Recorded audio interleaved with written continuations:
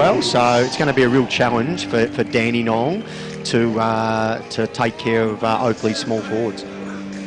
All right, we're just waiting for the team photo and the guys are going to have a chat. Yes, Rick. They're still going there, the Oakleigh Chargers, with their warm-ups. Hard luck stories. Now, one I see as a hard luck story is Bailey Smith, who was a ruckman for the Dandenong Stingrays. Didn't play last week, but they've gone in unchanged. So Bailey Smith actually an invite to the combine, so missed out in the granny. He did. Down on the ground, Matt, you got the coach in his last game for the Dandenong Stingrays, Craig Black. Yeah, last game, Craig. How are the nerves? Yeah, it's a little bit when you were driving down Royal Parade. I'd be lying if I said I wasn't a little bit nervous, but once you get in, you see familiar faces and the players are just as excited. So what a stage. So weather's brought it on and great ground and two good teams playing footy. Can't wait. Coach of the year, a really good year from the Dandenong Stingrays. Is there a little bit of pressure on your shoulders as well today? I think, honestly, if you make a grand final, there's pressure on everyone. So, we've been a good team all year and we're not shying away from it. And we just hope that we can bring that game today. And if we can bring our style of footy and play well, it's going to be, Oakleigh going to have to play really well to beat us. So that's the motto we're going with. Had a couple of good weeks, the Oakleigh Chargers, big wins throughout the final series so far. What's the number one area of the game that you're focusing on to try and combat? We're going to just try and bring some pressure that they haven't been able to. The other teams haven't brought in the first couple of weeks of the final. So you watched the footy last night, Collingwood Richmond, pressure's key early. So we're just hoping we can do that and score off some pressure acts and get a bit of momentum.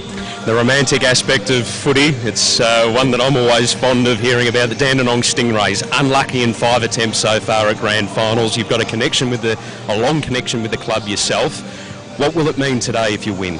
It'll be massive for our region, I reckon, and all the past players. I think we've probably had over 1,000 players that played TAC at Dandenong. So obviously it'll be a great reward for the 23 that are out there today. And I'm a bit of a romantic myself. I'd love to walk away with a Premiership Cup, but these young men, if they get the opportunity to do that, but we'll be definitely having a red hot crack to try and do it. That's for sure. Walk away with the Premiership Cup, and you might be walking into a Premiership Cup the way the Collingwood Footy Club is travelling at the moment. What's that challenge present to you personally?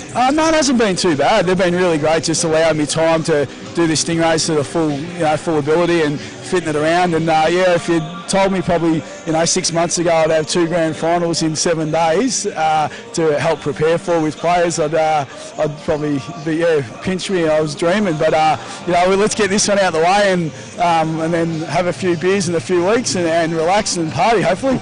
Well, good luck today. You've got a massive smile on your face too. Really hope you guys get across the line today. Cheers, appreciate it and good work, guys. Great work, Matthew. Great interview there with Craig Black. What's your relationship with Craig over the years? Blackie he is another coach that's done an apprenticeship, and he worked under Yater out there for a number of years and things like that. He's been heavily involved with the Vic Country squads and puts a lot of time and effort into the development of players. So he gets his opportunity. I think Dandenong over recent years have fallen a little bit short, and I think he prepares his team really well, and he'd have a lot of confidence with the group of players that he's got going in today to try and knock off the Chargers.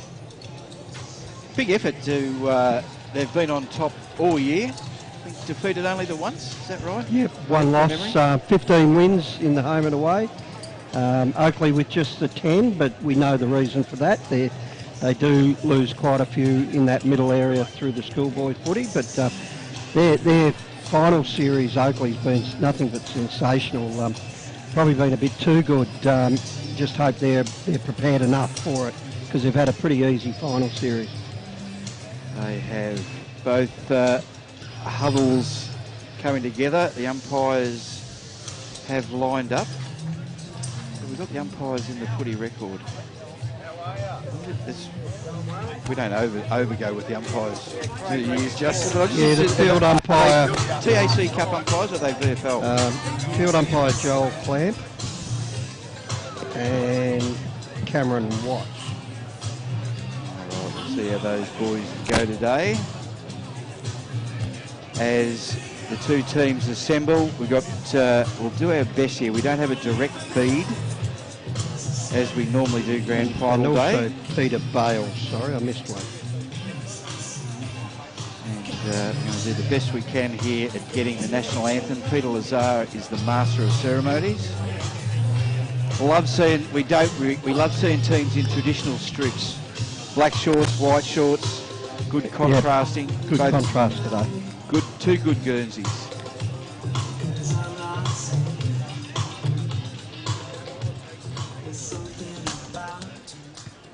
Ladies and gentlemen, welcome to Icon Park for the 2018 TAC Cup Grand Final to be played between the Oakleigh Chargers and the Dandenong Southern Stingrays. AFL Victoria would like to acknowledge the traditional owners of the land, the Wurundjeri people of the Kulin Nation. We pay our respects to elders past, present and emerging.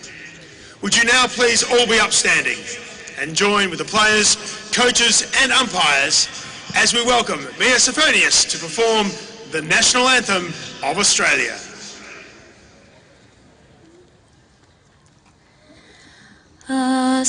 Australians, all let us rejoice, for we are young and free.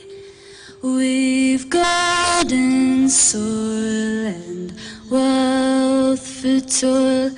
Our home is God by sea. Our land abounds in nature's gifts of beauty, rich and rare. In history's page, let every stage advance Australia fair.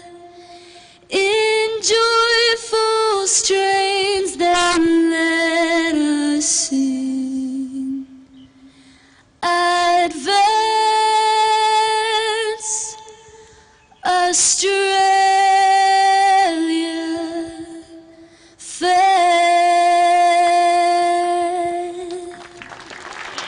Gee, that's Terrific job. she can carry a tune. Thank you, ladies and gentlemen. Enjoy your afternoon of the football. One of the better ones I've heard. She did a Very good. Absolutely. I'm trying to Good sort of job. just pick up. No music, back up.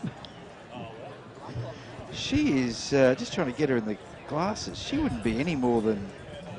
Bit hard to tell, Brooksy, the age, but great job. I'm suggesting like 14 or 15 years of age. She's a young girl and she did a terrific job, I reckon. Held everyone there, and if that doesn't make the hair on the back of your neck stand up, I will go he. And we always find an interesting ground for, even if there's a little bit of breeze, it's always a bit of a tricky end to kick goals at the Royal Parade end, isn't it? Yeah, it tends to hold up from the 50 up that end, doesn't it? I don't know whether it's just that gymnasium or what's blocking it, but we'll see. Today's the perfect conditions for it to get a better guide on it. It should do. They tend to carry the 50 metres from the legend stand in, don't they, Crooksy, as a rule? Yeah, yep, they can sort of get down there. And guys, the breeze is still heading down towards the Lygon straight end of the ground too. All right, we're going to see the toss of the coin. Noah Answorth is the captain of the Oakleigh Chargers. He's in the centre circle. Two captains for Dandy. Campbell Huswaite is one. Cousin of Megan Huswaite. Cousin, is it? I thought he might have been a relation. And I used to call him Megsy the first time I called him. I think you told one me. will Told me we'll off. keep an eye on today. Came back into the side last week, Mitch Reardon. Yes, and he's the other co-captain, Mitch Reardon.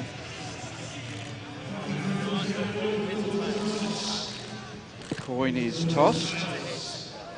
The Stingers have won it. They're going to kick to the eastern or Lygon Street end of the ground. So whatever breeze there is. What's the feel out there, Matt?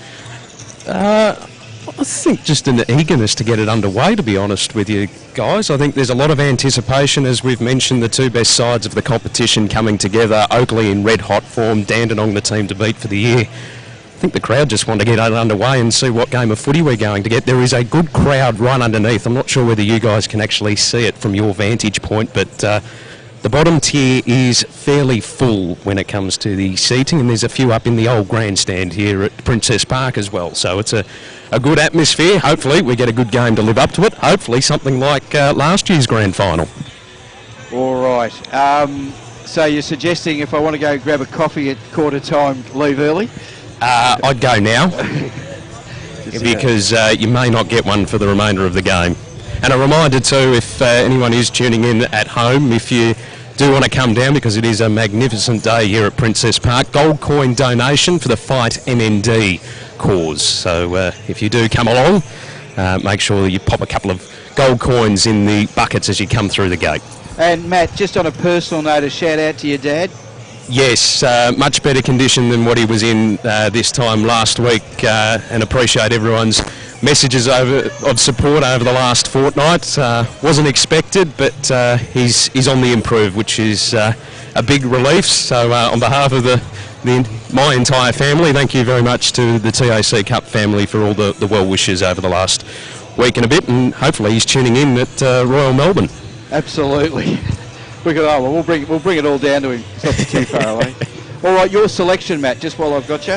I'm going with Dandenong today. The best side, they're the most well-balanced side I've seen in the TAC Cup this season. Great mixture of tall players, smalls, can defend really, really well, but also have a good attacking mixture as well. Oakleigh in red-hot form, but Stingrays for me. 15 points with Plumridge, my best-of-field selection today. You'll get large odds on Sportsbet. Not to Very large. Responsibly. Rick. Yeah, I've gone with the Dandenong Stingrays to win their first flag. I just think their defensive pressure around the ball's been amazing this year, and they've got a lot of class around the footy. Also, I'm just starting to see Bailey Williams hit his top form. I think we might see something special from Williams today up around that full forward line. Campbell Huswaite to continue his form of last week and win the best on the ground. Justin Winky, coach of the Northern Knights, has joined us. 16 points I went for. 16 points. Sorry, Rick. One more than Matt. And Justin, who are you selecting? Yeah, I reckon knowing the Oakleigh Chargers, I know what they bring into a final series when they get all their kids back coming together. I reckon their run and their speed of ball movement will be too sharp for Dandenong, and I reckon they'll win by 4 or 5 goals. Great minds think alike. Justin, I have gone for the Oakleigh Chargers. I've been suitably impressed in the last couple of weeks. I just thought their system, and I liked the way they never took the foot off the pedal the whole way through. And I think they've got a lot of goal-kicking options up forward. And a guy, not that I'm the guy that needs to be impressed, but I don't know if I had a question mark on Riley Collier-Dawkins coming into this final series, but I've loved what he's brought to the game. I think he could be a bit too big, too strong in the middle. As both teams are about 2 or 3 minutes away. Warm-ups. How much do you... We mentioned earlier, both teams are out very early warming up. Is it... what are your thoughts on that? Well, the conditioning guys at each club obviously have the impact of what happens out there, but knowing what we sort of do at the Northern Knights, we're pretty consistent what we do. We're one of the better starting teams in the comp every week, so we trust our fitness guys and what the amount of run and touch they've got to do before the game. Is that so? You relate the warm up to the start? Yeah, 100%. Yeah, I think get the players running around, touching the balls and things, trying to keep it pretty normal, and it runs to the minute, and it's a weekly routine that the players get used to, and then get them ready to go for the first bounce. But it seems like both teams here have done a really long warm up today, but I don't really study their warm ups, but it's probably what they would do normally in a pre-game. One thing we're always fairly early, and I've gone past your rooms, Justin. Some of the music It's absolutely shocking what comes out of the Northern Knights dressing rooms and a few of these others. Absolute crap, isn't it? Yeah, well, I've actually got to find myself where I actually can't speak to players. It's that loud in there It's shocking. Sometimes I've actually got to walk out. But the youth of today, some of their music tastes It's absolute crap, Justin. You can say it. unbelievable, and we sort of let them do what they want to do and choose their music, but it's certainly not to my liking.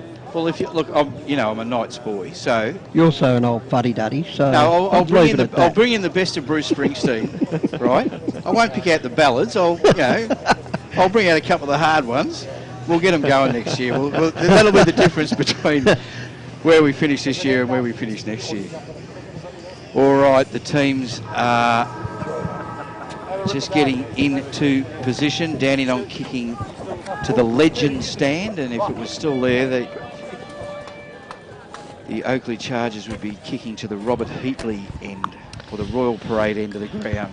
They're a shorter team, Oakleigh. No real bean poles in the team. Wraith at 190 to start them off, 191. So Will Kelly has gone to Bailey Williams, so that's going to be a really good matchup on the goal line. 2018 Grand Final. Take it away, Rick. Cummings with the first tap out to a pack of players who get it out wide, and will be picked up that time by Bianco, who gets it down towards half forward. Spoiled from behind. They brought it to ground. Little toe poke forward. Saw an intercept there. And Dandenong kicked down towards the centre square. And a nice mark to Sam Sturt, who kicks on that beautiful left foot over the back towards Williams.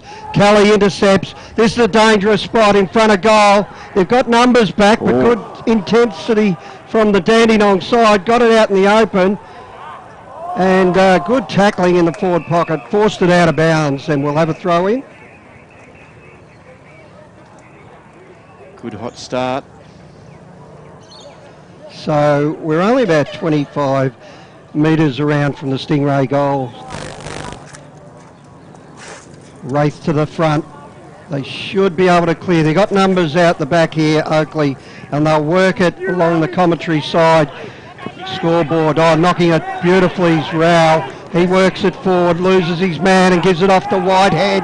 They go inboard, but there goes, that was Hayden Young holding up play there. They get it out, but a good tackle over the back. Sees another smother. Oh, great aggression from both teams early in this opening quarter of the grand final, and the umpire will have to come and sort it out. Good work. 1% of City so far, Justin. Yeah, Blackie be really proud of the start with the Dandenong Stingray boys. They're really strong around the contest and their pressure's really high. In the ruck again, Cummings taps it out the back. Huswaite caught the double-barrel tackle, and the umpire will come in and throw it up on the TAC Cup towards zero logo. Coming down, Fletcher, just a hacking kick up forward, Foot trying to run onto it. Good tackle by Isaac, strong tackle by Isaac. And the umpire will throw this up 55 metres out. From goal, up they go. Tap down, Ross, he's collected. Reardon, it's a big high kick there looking for Williams. Comes out the back, collected in a tackle. Williams runs onto it. They've got the numbers now, they've got the footy. They go out to Kelly. He needs to be cool in a crisis. They are. Go back into Aiton Delaney. Oh, he drops what he should have taken. Now he's in trouble. Aiton Delaney caught second time. No double chances, and Riley Bowman will take the resultant free kick to kick the first goal of the TAC Cup Grand Final. Aiton Delaney, just that little fumble there, just couldn't take it clean. To be the fair first to him, time. it did bounce just before him, so execution of the pass wasn't great. Bowman, he's on an angle. Only 20 metres out, low, long, hard, and there's the first for the Stingrays. On the NG scoreboard, 1 goal straight, 6. Oakleigh yet to score, 3.5 minutes in on the technical time clock. Good work, good harassing around the footy there by Dandenong, just forced that mistake. Just that pressure and perceived pressure that we talked about is their key to today, and that was great work by the forwards. And controlling a lot of the ball movement early too, which is a positive sign for the Stingrays. Back in the middle.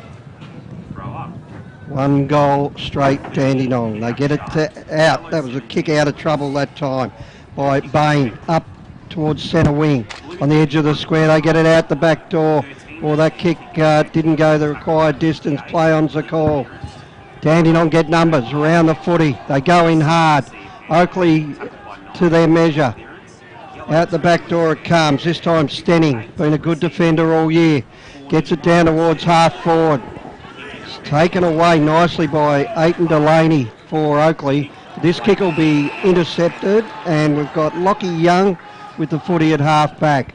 Spears a pass, and that was nicely weighted to Fletcher. He goes inboard. He's got Bain. He runs to 50. Kicks long. Williams brings it to ground.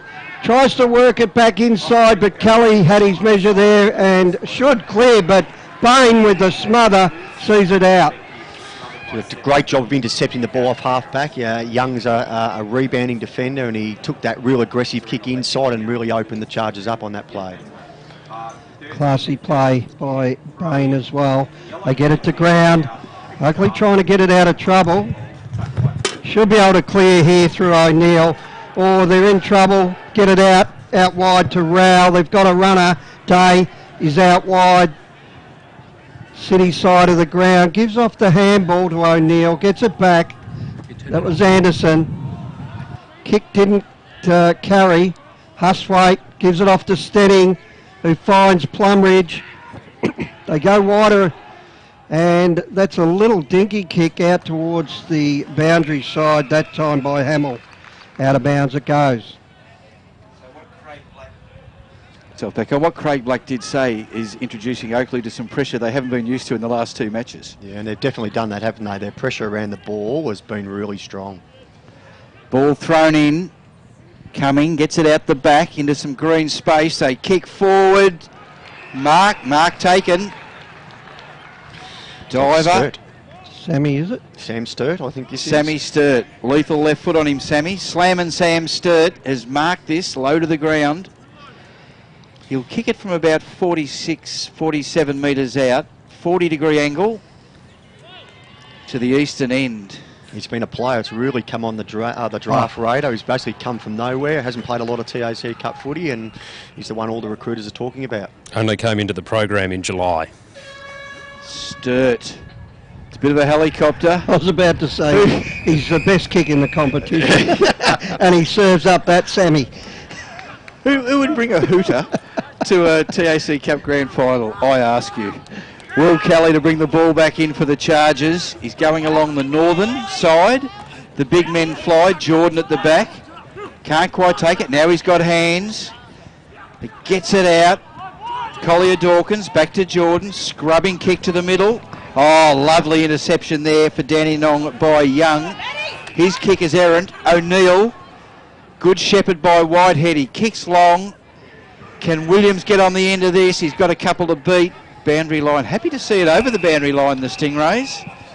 And the first real forward entry inside 50 for Oakleigh. And we got our first injury concern down on the bench here, guys. For the Oakleigh Chargers, James Rowbottom got a fair bit of strapping around his right quad, just in the hands of the physio at the moment. We're beside the Oakleigh goals here with the throw-in. Tapped down and cleared, that time through Stenning, but this will be turned over. And Rowell has it, getting involved early. He kicks it towards centre half forward. The dangerous Whitehead flips out the handball that time. Phillips brings it back inboard. Dandenong with too many defenders at the moment. Paddle it forward. Oakleigh trying to get it out there, but Bowman comes in to help for Dandenong and smashes the ball down towards centre wing, and Kelly with the intercept already getting involved. Gives it to Quaynor. Isaac had a great year, kicks to a contest here, and a good mark by Rowell. He's off and running, gives it over the top. Oh, a bit of pressure there on Westwood. goes back inboard, and they'll kick towards goal. Oh, look at that. What a goal under pressure. Collier And that was Dawkins, Collier AFL Dawkins. Draft Central Goal of the Day contender. The bull that we were talking about pre-match is exactly what he can do. I think Matthew Rowell on that outside wing is just causing Dandenong a little bit of problems in the last sort of 4 or 5 minutes. He's found a lot of space, and Dandenong need to probably watch that and not give him as much lead rope on that far wing. NG scoreboard, a goal apiece, and the Technica time clock has just ticked past 5 minutes.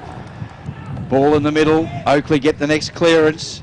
It goes up at all Dandenong Stingrays in defensive 50, and that mark was taken by Lockie Young. He kicks long. He's looking for Riley Bowman. He's marked. Another long kick, and mark taken by Slammin' Sammy Sturt, leading straight up the ground.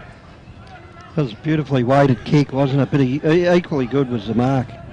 Terrific kick for a ruckman, wasn't it? Yeah. A big, tall 200 centimetre ruckman sparing the ball in like that. He handballs off, and Hayden Young is just to the left, first behind of the game.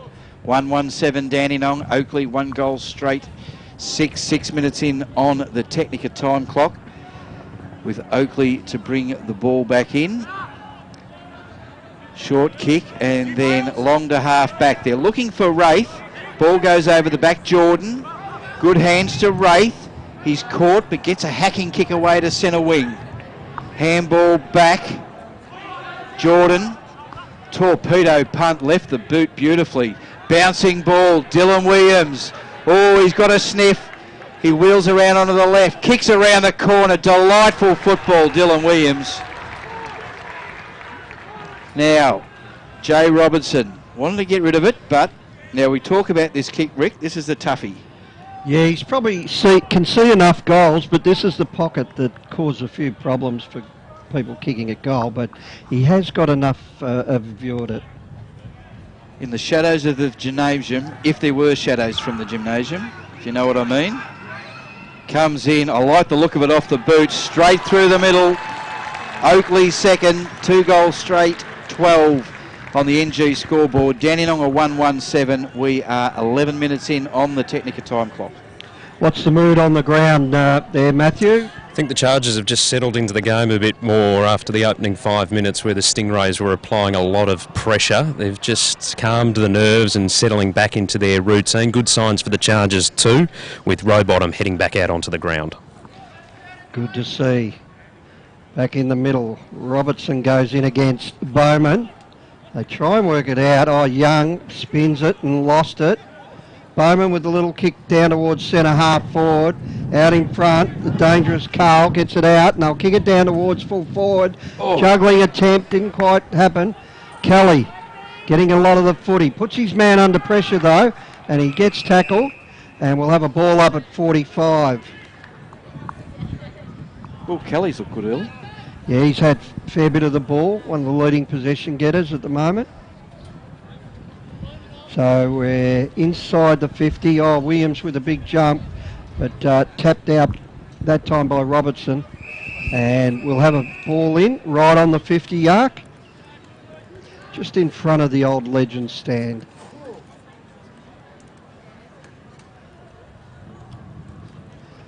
So Bailey Williams to do battle. Got a bit of a height advantage there, but sharked away by Answorth to Ross. Out to Noah Anderson.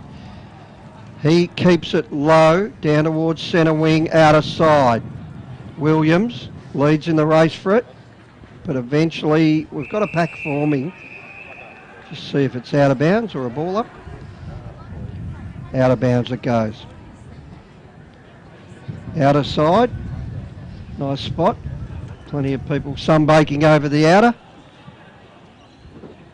And Bowman taps it to the front. Fletcher with the little kick forward. Or they crash through. Reardon barges his way through. Hands it off nicely.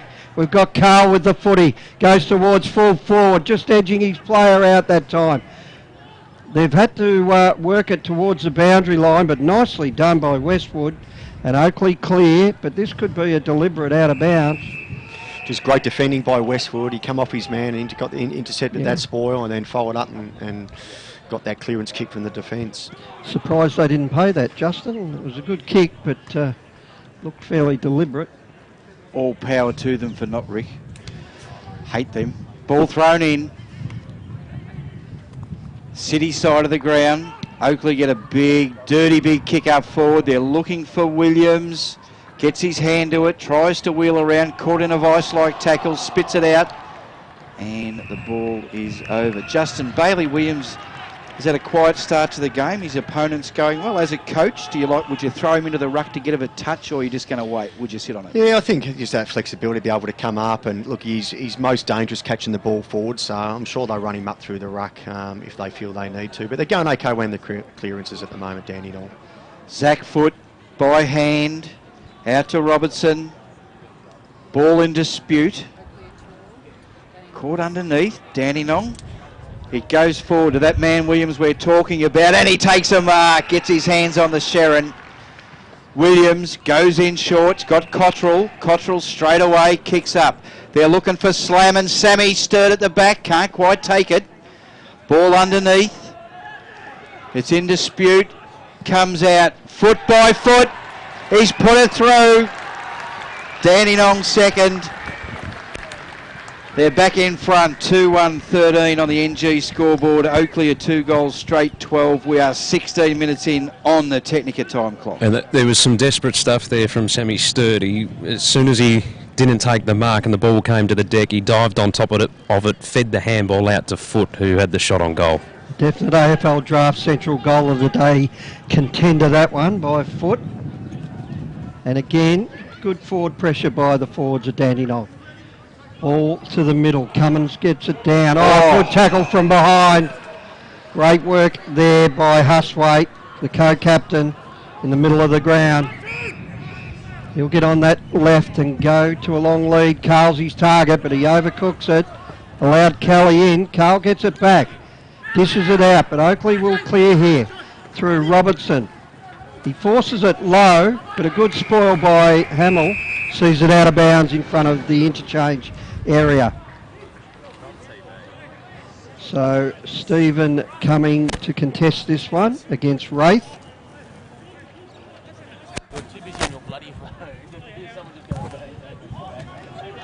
So up they go. Favours nobody. Over the back, Stenning comes through and he kicks it, but a good intercept by Golds. Golds had a really good game last week and he boots it long. Over the top. Over the top. The mark was taken. Good mark to Collier Dawkins. But had plenty on that kick, didn't it? Just allowed him enough space over the back to take the mark. I think Danny will be really disappointed with that turnover kick in the middle part of the ground. I reckon they've kicked a couple where they've turned the ball over and Oakleigh have rebounded and looked to have a shot on goal. So the distance shouldn't trouble him. Collier Dawkins from about 48 metres comes in and kicks hard at it, but goes fairly well right and just sneaks in from behind. So we'll just have a look at this NG scoreboard. Dandenong 2-1-13, Oakleigh 2-1-13, and that is on the NG scoreboard, but we're 17 minutes into this first quarter on the Technica time clock. Lachlan Young, lovely long kick out. Comes out, could come back as quick as it got there. Collier Dawkins evades, caught, handballs out backwards to Jordan. His kick smothered, gets a second chance. Kicks to inside 50. Flicking handball out. They keep the ball in. O'Neill can't, coming. Now they get it out. Whitehead. Little dinky kick is smothered. Hayden Young's got it, tackled. Gets the handball away under a heap of pressure. Taylor caught. Umpire has a look, he'll throw it up. We're 25 metres out from the Oakleigh goal. 18 minutes into this first term. Cumming gets a nice tap away. They go along the boundary, bouncing, close to the boundary line. They keep it in. Comes backwards, Beasley. Goes inboard. Aiton Delaney, Rowell Aiton Delaney. Kicks deep inside 50. The big men fly. No one can take it. They're on the hunt. Come round, snap on left, into the goal square, Whitehead at the back. Oh, I think he's drop kicked that. Bit stiff there, Charlie. And Dandenong will take the resultant free kick. So the nuggety back pocket player in Stenning will boot it towards half back. He's gone for Cummins. Over the back it goes. Good tackling by Rowell. He's been in everything. Forcing the mistake. Out in the open it goes. Handball over to McDonald. Gets it inside to Bowman. Bowman just slams it on the boot down towards half forward. And it beats Carl and out of bounds it goes. Just under us here. We're about 60 out from the Dandenong goal. Well, so far so good. We're getting the grand final that we wanted. Bit of traffic around that interchange just then. And the breeze has picked up just slightly too. To the Lygon Street end, Matt? Correct. All right. Bowman to the front. Taps it forward. Jordan in everything at the moment. And we'll have a throw in front of the interchange again. So Cummins up against Wraith. Coming. Good body work. He taps to the front to Reardon, who does well in the clearance. McDonald throws it on the boot. Williams out of position. Kelly with the tap over to Aiton Delaney. He finds Isaac, who gets on the burst and kicks the outer side. Robertson's his target. Bad bounce, allows Dandy in for a moment. But that was Rowell came in to help out. He got Ainsworth involved. Over the back R2. Back to Ainsworth, who kicks towards the goal square. Whitehead's the target. Overcooks it a bit. He has to go and get it. He's now at 50. Charlie gets it inboard and just got a fingernail on it there coming.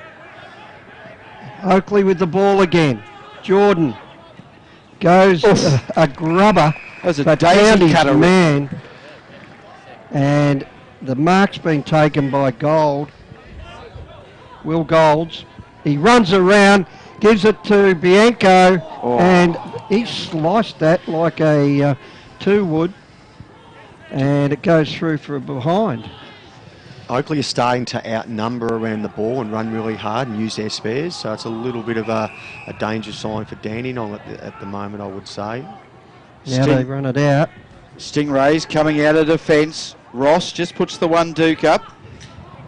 They intercept Plumridge. Play on, says the umpire. Beasley. Goals. Ross. Goals. By hand. Bocina Valagi runs through 50. Sets sail for home. Over the back. Mark. And goal. And that is Dylan Williams. He was at the back of the pack. And he's your archetypical, not a goal sneak, he's better than a goal sneak, he's just a good forward. That's a perfect situation for Williams, just has the height, the kick carried the pack and he just knows where the goals are. So yet again, that long ball comes out of defence with Dandenong. Oakleigh outnumbered them 7-4 around the ball. Okay, they run, carry and then get a goal. So Dandenong got to even the contest up a little bit and get some more numbers around the ball. NG scoreboard 3-2-20, Dandenong 2-1-13, 22 and a half minutes into this first quarter. Ball going forward, foot by hand. Chaos ball. Bocina Valagi. On the job, pressuring. Ainsworth back to Aiton Delaney. Sweeping handball, dispossessed Fletcher. Fletcher on the right boot. Pops it up into the middle for Taylor. They've got some numbers there, Stingrays. They need to get the footy. Huswaite on hands and knees. Aiton Delaney, he loses it. Quick kick out. Bocina Valagi to O'Neill. O'Neill on the left foot. Kicks to half forward. Williams tries to grab it. Beautiful, strong, tackled.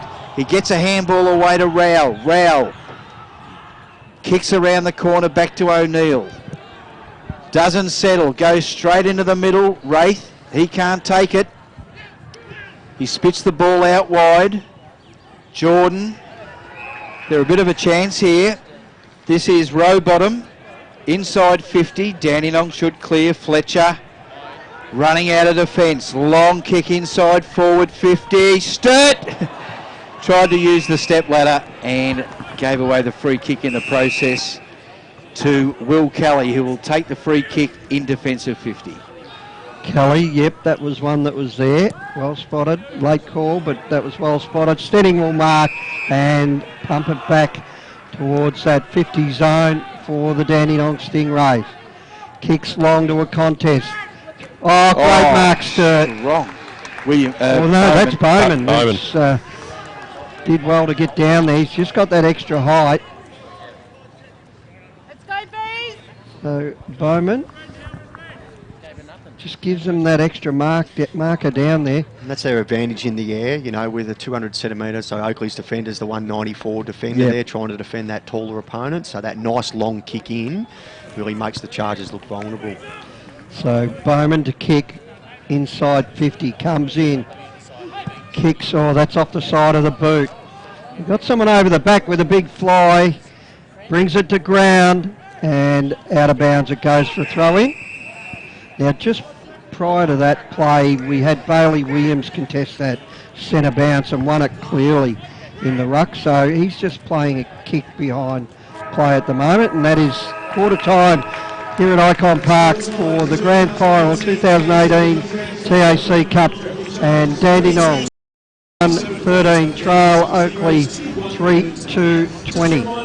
Okay, the goal kickers for Dandenong. Zach Foote has one, Riley Bowman has one, and for the Oakleigh Chargers, Riley Collier-Dawkins, Jay Robertson and Dylan Williams, all one apiece. We'll take a break, be back on the other side of this. You are listening to the TAC Cup Grand Final, brought to you by TAC Cup Radio through the TAC Cup website.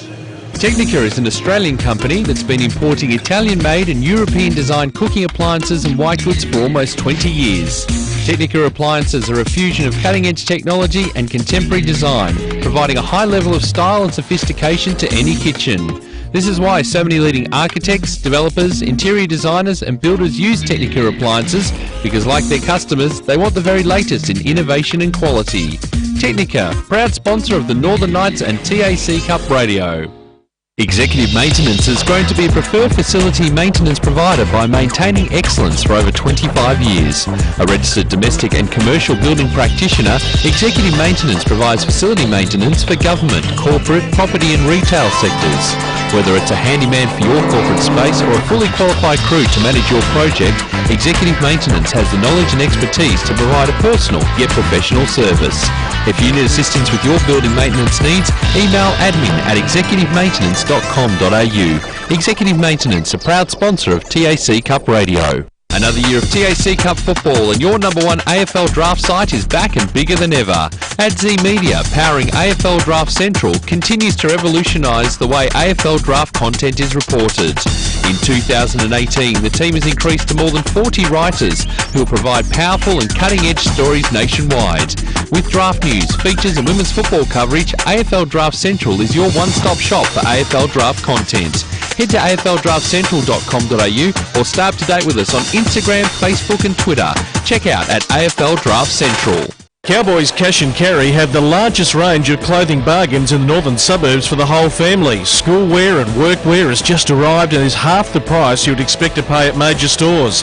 A family-run business, Cowboys Cash and Carry has new stock daily and 15,000 square feet of bargains. Come and see what the northern suburbs are raving about. Mention this ad and get 10% off their already cheap prices.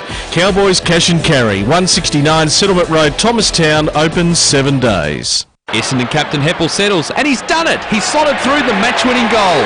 Roughhead flies high across the pack and takes a classic mark. Pendlebury's leading from the front, clocking up the possessions today, and young gun pup Cal Porter is looking good in his debut match. Gippsland Power generates footy legends, and NG is the power behind Gippsland Power. NG Hazelwood are proud to be helping tomorrow's future stars as major sponsor of Gippsland Power.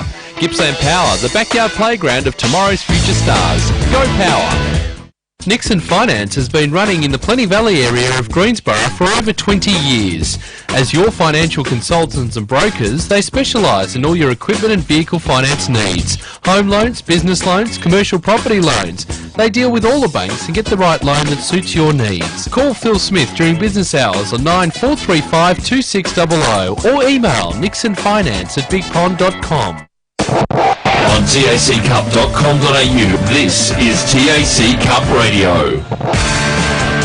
Quarter time here at Wakeland Park. The Oakleigh Chargers leading by 7 points at quarter time. Matthew Cox down on the ground with the talent manager of the Chargers, Craig Notman. Matt. Yeah, got Craig with me. Settled into the game, Craig, for the Oakleigh Chargers after the first 5 or so minutes where Dandenong really brought some pressure. They certainly did. I think that whole first quarter there was a fair bit of pressure. You wouldn't expect anything less in the grand finals, so just take a little bit of time to adapt and we'll roll from there. Forward line seems to be working fairly well too. Yeah, well, some pretty ordinary entries. I think they're the mids and the boys having the ball go inside could be a little bit better and helping the forwards out a touch, but you know that there's some dangerous guys down there that can certainly kick some goals when they get good opportunities. What was the mood of Lee as he walked towards the huddle? No, I think it's all good. I think he realised that they're a good side and they're going to, I think the first quarter of a grand final is going to be very hectic. We just got to settle and I think he's pretty positive about it, definitely. Key component to get over the top of Dandenong in this second term to shape up the rest of the game? I think we just got to continue to use the ball well or use it the way we have over the past couple of weeks and just play our way. I think everyone's seen that over the past couple of weeks. It works pretty well. I don't think we focus too much on them. We focus on what we do and what we do well and hopefully we get the result. Well, good luck for the rest of the game. Thanks for your time. Cheers, mate. Ta.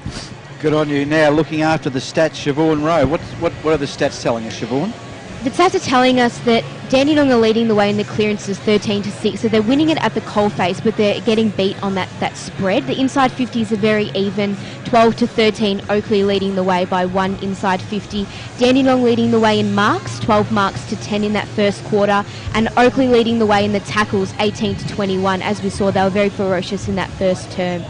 The leading disposal winners on the ground for Oakleigh, Jordan with 10, Kelly with 8, with that fantastic matchup with Bailey Williams, Rao with 8 and Gold with 8. And for the Dandenong Stingrays, leading all comers on the ground, Sam Fletcher with 11, Stenning with 8 and Riley Bowman with 7. Also worth mentioning the hitouts, 13-5, Dandenong leading the way. So Cumming doing a fantastic job against Wraith, certainly has a height advantage in that area. Good work, Siobhan, looking after the stats today. Second quarter action underway. Oakleigh almost handed the ball there. Huswaite, nice spin out of trouble. Low kick up forward. They can't quite take it. Williams butters up. Lays off the handball. Too slow. Caught. Cold. And that is the Oakleigh skipper in Noah Answorth who takes it. He kicks out wide. Nice take. Handball's off to Kelly. Kelly quickly off to Goals. Goals. Goes inboard to Collier Dawkins. Weighs up the options. Long kick inside 50. He's looking for Williams. 2 to beat. Oh, and he beats him. Might have put hands in the back. Are they fixing up that rule, Rick? Hands in the back? That was a push. That's where it should be played. Dandenong take it out. Huswaite. Marks at centre half back. Surveys the scene. On the left foot. Goes out wide. Perfect kick, hits up slamming Sammy Sturt. Sturt, whistles going everywhere here, looking for Williams. Isaac came over the top and the boundary beats them all. The ball to be thrown in front of the Richard Pratt stand. Half forward flank, city side of the ground, Rick. So Bowman will be up against Robertson here. Bowman with the height advantage, and no clear winner there. Sharked away by Beasley. He gives it to Ross, and Golds will clear it down towards the wing. They bring it to ground, and it ends up with Day, who works it clear. Oh, good tackle there. Saw Hayden Young hit the deck.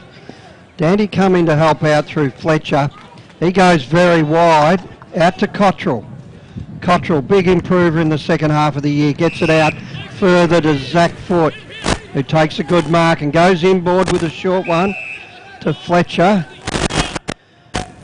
See what they can conjure up here. He goes down towards half forward, lead, or Sturt had it and lost it, but Rowell, cool in the crisis, gives it out. Finally, it works its way to Noah Anderson. He'll kick long, driving kick over the back, carried them all. Wraith hit his May West and bounced forward. Play on's a call. Hustwaite gets crunched in the tackle, but it might have caught his collar, and he takes the free kick. Starting to work his way into the game, Hustwaite. And looking to switch, but decides to go down the line. Over the back, Reardon comes on the ground. Sturt lost it. Ned Carl over the back and sees it out of bounds. Carl yet to break free, been dangerous this finals. Just hasn't had those opportunities yet. Throw in, centre wing here. Tap to the front. Sharked away and kicked forward. Oh, great mark. R2 Bonnet, both centre Valagi. He spins onto his right, kicks to an open area. Dandenong get back, just create the spoil. And I don't know what sort of pass that was, but it's effective. And they'll kick to Williams, who takes the mark. He's 45 out. Just go back and have a shot. Did a great job to defend that ball in, that open side ball, and then they're able to counter-attack really quickly and give Williams that opportunity one-on-one. It did look Oakleigh's ball inside 50, doesn't it? They spoiled well. So Bailey Williams comes in. Well, it's a bit of a floater. It's a bit of a floater, but it's through. Dandenong with the steadier. They move on to 3-1-19 to Oakleigh 3-2-20. That is on the NG scoreboard. We're 4.5 minutes into the second quarter on the Technica time clock. 1 point the difference. Good to see Williams getting involved. He has. I think the skipper or co-skipper of Dandenong's really put his fingerprint on. Had a terrific hardball contest on this halfback flank. It was a really strong contest. Ball in the middle. Bowman. It's a loose footy. Comes out. Yeah, they've got a bit of space to work in. Plumridge. Might have been caught a little bit high there. And slamming Sammy Sturt. Kicks into the pocket looking for Williams. Intercept mark to Jack Ross. Ross looks for O'Neill and finds him. Top of defensive 50. Lays off the handball to Ross. Comes back to O'Neill. They need to be quick. Caught. Great rundown tackle. They play on straight away. Fletcher goes long at the back and Bedford marks. Great turnaround. They didn't muck about. Turnover in the middle of the ground. And again, a Dandenong forward marking the ball goal side of the pack. So yet again another turnover. So the last two turnovers have resulted in goals, and Dandenong have counter-attacked really quickly and taken the most of their advantage. Toby Bedford makes hard work of it. Doesn't matter. It's through for another. They move it on to 4-1-25 on the NG scoreboard. Oakleigh are 3-2-20. We are approaching 6.5 minutes in on the Technica time clock. Everyone going to Jai Taylor then with the chase down. They all come from everywhere, the Stingrays. It's such a big moment, isn't it, a grand final? You get that chase down. That doesn't happen. Oakleigh could score with that long ball going in, and it turns around and Dandenong get reward for that tackle. Cumming goes into the ruck and taps it to the front. They get it out Dandy with a handball. No clear possession, but now Bain half kicks it forward. Goes over the back. Quaynor to O'Neill. He'll get it out to Westwood, who goes wide. Got the run of it, but he's got to lose his man, and good work by Phillips. Does well, gets it to R2, both centre Valagi. Goes inboard. Well, here's an opportunity for Bedford. Brought it to ground. Good spoil, Stinnings. Crash Thank you very much. Great tackle. Frawley who was ferocious. Straight off the bench, he's got that one, and caught the Oakleigh player napping on And that got one. caught up in the moment and kicked it straight into the crowd. Total blindside. What a Yeah. ripper. Love it. Love it from up here. Collier Dawkins marks the ball. Goes in short, finds Will Kelly. Kelly kicks the centre half forward. It's too long. And Big Steve Cummings got it. Goes in short. They get it across to Huswaite. He kicks long. Trying to run onto it is Kale. Kale in the back of the net. He's put it through. Didn't panic in the goal square either. Could have had a flying He was hack just waiting straight on the away. bounce, and it just kept tumbling and tumbling till that right moment he went. And then he for it. went slipper in, and Kale gets Dandenong's third for the second quarter. Was that Huswaite kicked it in? So he's Yep. really starting to have an impact on the game, Huswaite. He's winning the ball at the clearances. He's starting to get the ball and kick the ball into their forward line. So he looks like the most dangerous player on the ground at the moment. And guys, Bedford's come off the ground too with a leg complaint. It happened on the centre wing, so a little bit of a loss at the moment for the Stingrays. They'll get it out of the middle now. Collier Dawkins for Oakleigh. Gets it down towards the forward line. Punched away. Whitehead gets it. Gives it off. He's got support, but Dandy with numbers around it. Oh, here's R2 with the intercept. Gets it towards the goal. And through for behind. They'll clear pretty quickly that time through Frampton. Out of side. And back in to Hayden Young. Oh, that kick smothered. We're on 50. Oakleigh coming forward. Rowell gets the kick down towards the goal. Or it might have been Robertson. Collier Dawkins. Collier Dawkins.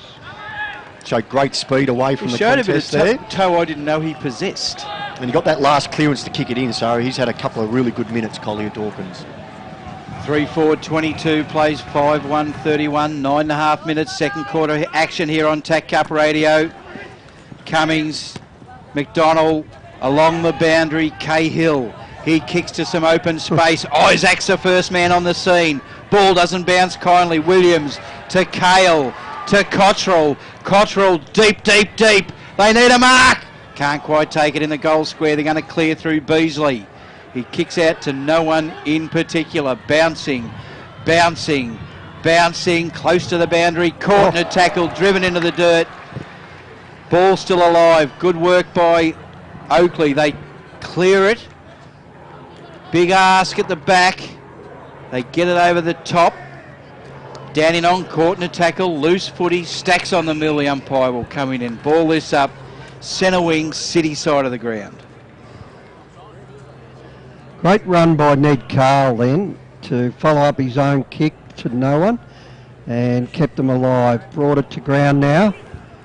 Centre wing. Frawley dishes it off. Thumped across towards the boundary line. Quaynor with the intercept. Kicks it into the man and out of bounds it goes. He can impose himself a bit more, Isaac, too, I reckon. Yeah, he's got a big job down there. Was minding Sturt earlier, but he's on Cottrell at the moment. Ball to ground. They give it out to Collier Dawkins, having a good game. Straightens it up to Rowell, who plays on straight away. Aiton Delaney on the left, kicks it into Dandenong's territory, really. They've got men around the centre if they can get it out. But another intercept by Rowell at centre wing. Just got to use the footy better than that. Just wanted to kick that one to space over the top Yeah. and allow his teammates to run onto that. The low ball wasn't the one. Charlie Whitehead, 60 out, kicks to the square. Williams is the target. Dandy get back with numbers. Oh, Young gets tackled. Hayden Young, and he's pinned. Well, Lockie Young that was. There's two Youngs in this side. So we've got Gaspar, who you wouldn't put it past him. He's our leading goal kicker in the competition, so he should take his opportunities here and he'll be a good show from here. It's a good angle to kick from this one. Little curl around, and he's missed. Just didn't allow for it. he's been pretty quiet. So yeah, he's one they'll be looking to pick it up in the second half especially. 3-5-23 plays 5-1-31, 12 and a half minutes into the second term. Some vociferous barracking behind the goals there as the mark has been taken by Frampton. Frampton comes alive, kicks to centre wing, it's intercepted. They kick deep, they need a mark, and good work by the Stingrays. He kicks out wide and it's going to be intercepted by the big fella in Wraith. Keeps it inside. Oakleigh could just do with a goal here. Just Dandenong have had all the momentum in the second term. Similar to the start of the opening term where Dandenong piled on the pressure early. Bowman, front spot, fist towards the boundary. Goals, across, Whitehead. No room to move. And Bedford's back on the ground too for the Stingrays guys, so a clean bill of health on both benches at the moment. Boundary umpire throws it in. Right on the numbers, right on the 50. Gasper, here's a snap towards the goal square. 2-on-1, the 2 usually wins. Matthew coming. Frampton, across to Garn. Garn kicks, just a hacking kick up forward. Bianco comes back to Kelly. Kelly kicks and it's intercepted by Jamie Plumridge. Both teams turning the ball over a little bit by foot, and it seems to be just going back and forward a little bit the last couple of minutes. So Fletcher takes the mark at half-back and goes back to the goal square area to coming. Kicks it further afield, and there's Hayden Young. Going to be one to watch next year for Dandenong. Hamill goes inside. Good use of the footy that time to Fletcher. He's been a key mover again today. Kicks down towards the full forward or centre forward area. Here's a go. Foot kicks towards the square. Carl's after it, and it just heads over the boundary line, gymnasium side of the ground. Out of bounds, we'll have a throw in. Looks like Bowman's nominating for this one. Wraith doing most of the ruck for Oakleigh. No one wins that. Ross taps it forward. He's got support through Golds. Ross gets it back. Over the back that time by Phillips. And Phillips finds Day. Day at half-back, just slows it up. Kicks what will be a contest, 2 against 1. They get numbers back, Dandy. It was good play by Garn. Been a solid defender all year. And out of bounds it goes. So we're about 55 out, Oakleigh. Tap down. Collier Dawkins out the back door, but foot intercepts. He's got some runners here. They've just got to use it right.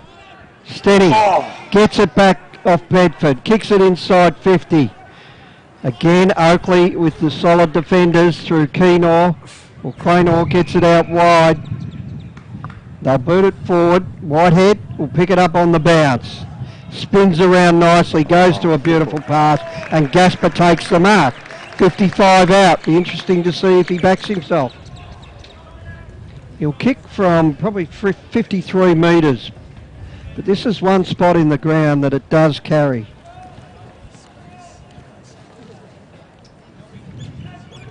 So Gasper gone back a long way. Tall player on the mark in Williams. I like seeing that. So he's going to have a bit of a run up too, Williams. So Gasper comes in, 52 out. Gets a bit behind it, but pulls it. And out in the full it goes, hits the post. It's a great call, I reckon. Just that taller player on the mark just forced the kick to travel a bit higher. And you look in the game last night, I reckon Mason Cox did that really well. He's a professional. So I wonder if Danny, I've been watching a bit of last night's game. Professional man on the mark, Cox, and that's all I thought he did until last night. They bring the ball back in. Collier Dawkins got his name written all over this. Marks it on the 50. The big fella wheels around. He kicks to the top of 50. He's looking for Whitehead. It's punched to the front. Robertson, Basina Valagi, Rowbottom around the corner. Williams, too many to beat, through for another behind. Dandenong have just got to tidy some of their kicking coming out of defence. They're kicking it back to the Chargers and giving the Chargers a real look in. 3-6-24 to 5-1-31. They've done well at getting their players back for the contest, the marking contest, Dandenong. They kick into the middle. It's a bit of a loose footy. Foot. He's dispossessed. We're in the centre circle of Icon Park. Infringement. And the free kick will go to Jai Taylor. Taylor kicks. It's a shocker, but it's effective. It's marked by Slammin' Sammy Sturt, who kicks deep, looking for Cahill. Cahill's marked it in the forward pocket. That was a beautiful kick. He's played on straight away, and Rowell has intercepted. He gets it out to Jack Ross. Ross in defensive 50, gets it by hand. They need to be accurate. Whitehead, he'll run onto it. If he's got enough space, handball's in front of him. Tackle when he didn't have it after he released the handball. Hayden Young kicks into the centre. What a cracking kick to Huswaite. Huswaite goes laterally. They're on the city side of the ground. Plumridge looking for Cale, bumped off the footy, chases after it again, close to the boundary line, over the boundary line, out of bounds, half forward flank. What do you think there? They missed Sturt on his own there, Justin. Yeah, just needed to lower his vision a bit. But I'll tell you what, Dandenong, they're pulling the trigger on that inside kick, and when it comes off, it really opens the game up for them. So we're at the 50 metres with the throw-in. Coming at the front, just taps it down. Kelly, he gets caught. Huswaite lends a hand, and out of bounds it goes. Good battle on our hands at the moment. There is a free kick, and Huswaite centres it to Bowman. He's 60 out. It's one of those balls. Keep it low. Foot's the target. He juggles it. They bring it to ground. Outside 50 we go. Oh, Dandy pinched the ball through Bain. He goes wide to Carl, and he takes the mark. Sneaky little play. And great work by Bain. He's a very busy little player, Bain. He stays in the contest really well. He never goes to ground. He's very industrious around the contest. And we've seen how dangerous Ned Carl has been around goals in this final series. He'd love one at the minute. The 23rd player, Ned. So he's coming in for his second. Can see a fair bit of the goal from there too. And he kicks and he hooks that one. Kept it low and hooked it left. Through for behind. So let's straighten this scoreboard up. Oakleigh 3-6-24 to Dandy 5-2-32 on the NG scoreboard. We're 21 minutes into the second quarter on the Technica time clock. Aiton Delaney goes out wide. He was looking for Keenor, went off hands. Oakleigh, Basina Falagi, couldn't take it. Answorth, his handball is intercepted. They're going to come back hard. Searching kick up, foot. Marks it in the heart of 50. Looking dangerous foot, isn't he, at the moment? Hasn't taken a lot of the footy, but he's just getting to the right positions. He's got one already.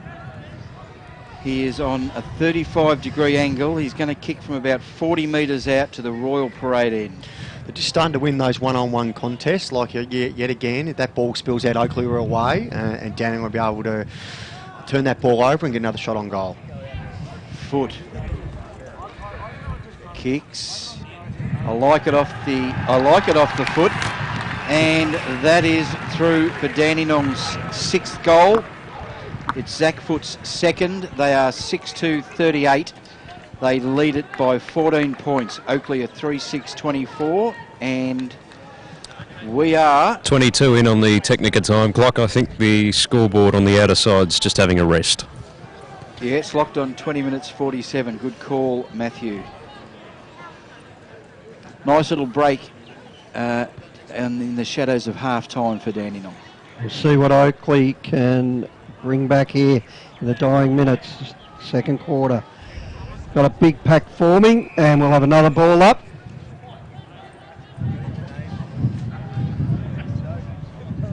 Coming, Wraith taps it to the front. Well, that was Robertson. Jai Taylor spins around beautifully. Kicks towards Williams, who goes up for an AFL draft central goal attempt. Play on's the call. Frawley gets it back to Williams. Caught. Out of bounds it goes. Williams almost an executive maintenance mark of the day. Big leap. So one thing we really haven't had in the final series is the specky of all speckies. Yeah, we haven't had much of that. One like a Darcy Moore one a couple of years ago. Who in was that the part of the Geelong ground. player that took it, number 41 for Geelong? Good call, I think of Over that. this pocket. Ball in dispute. Isaac on the bottom of the pack. Close to siren time. Oakleigh wouldn't want to concede another one here. Ball spits out. Bianco sees it over the boundary line and out of bounds. Just over a minute left on the clock. So Dandenong have just dropped a couple of players sitting back outside 50, just trying to stop any score that Oakleigh might be able to manufacture in that last minute. Ball thrown in. Ainsworth kicks to one of the aforementioned. Whitehead got a couple to beat, can't beat him. Slung around in the tackle. Umpire satisfied. Are the players drilled to do that? Is the or are you sending the runner out? Yeah, so that'd be the ruckman and it'd be the wingman on that side that are holding their shape off the contest, just giving a little bit of protection if they lose the contest. So tapped over the back. They'll get it out here, Oakleigh, through goals. Just lost it. Well, that was Ainsworth. Out of bounds it goes. City side of the ground. Almost at half time. Centre wing. 10 seconds. So Doubt will get a score. Needs a quick kick. Tap to the front.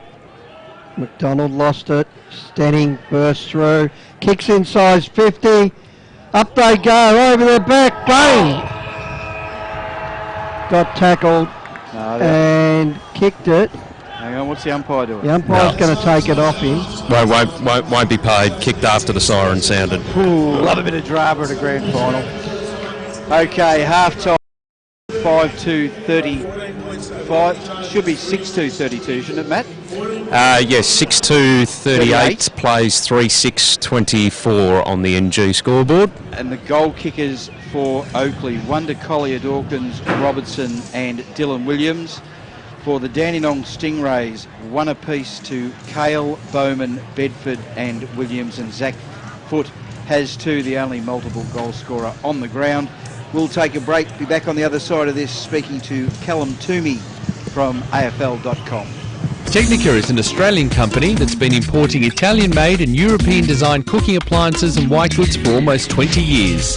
Technica appliances are a fusion of cutting-edge technology and contemporary design, providing a high level of style and sophistication to any kitchen. This is why so many leading architects, developers, interior designers and builders use Technica appliances, because like their customers, they want the very latest in innovation and quality. Technica, proud sponsor of the Northern Knights and TAC Cup Radio.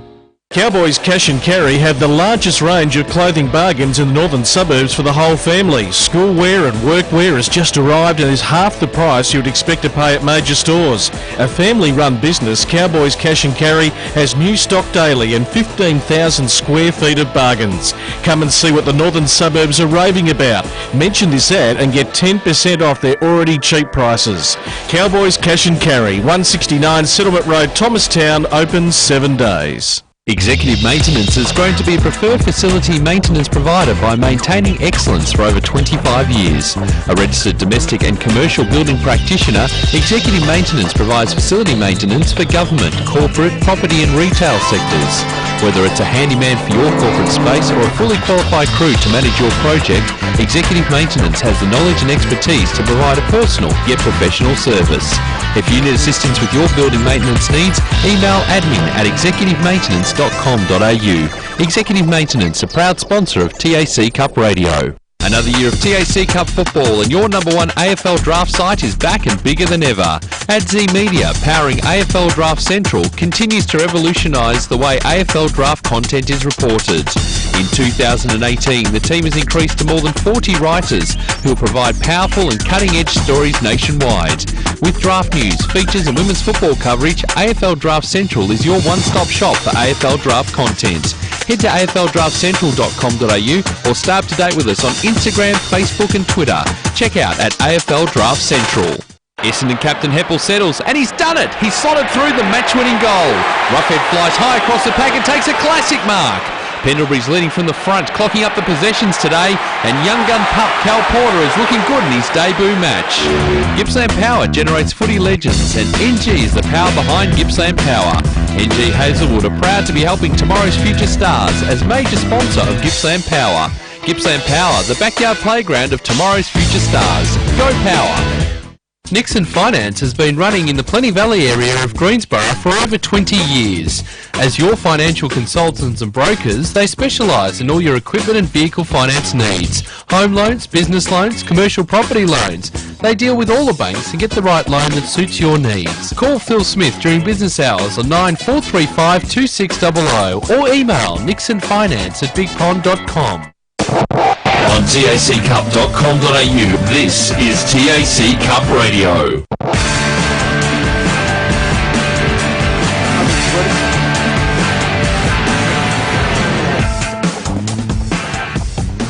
Back here at Icon Park, and we're just waiting on Cal Toomey to make his way up here at the moment. So we'll take the opportunity, Siobhan, just to have a look at what the stats are telling us at half-time. Just like at quarter time, Dandenong still dominating in the clearances 19-13. So they're winning the ball at the coalface.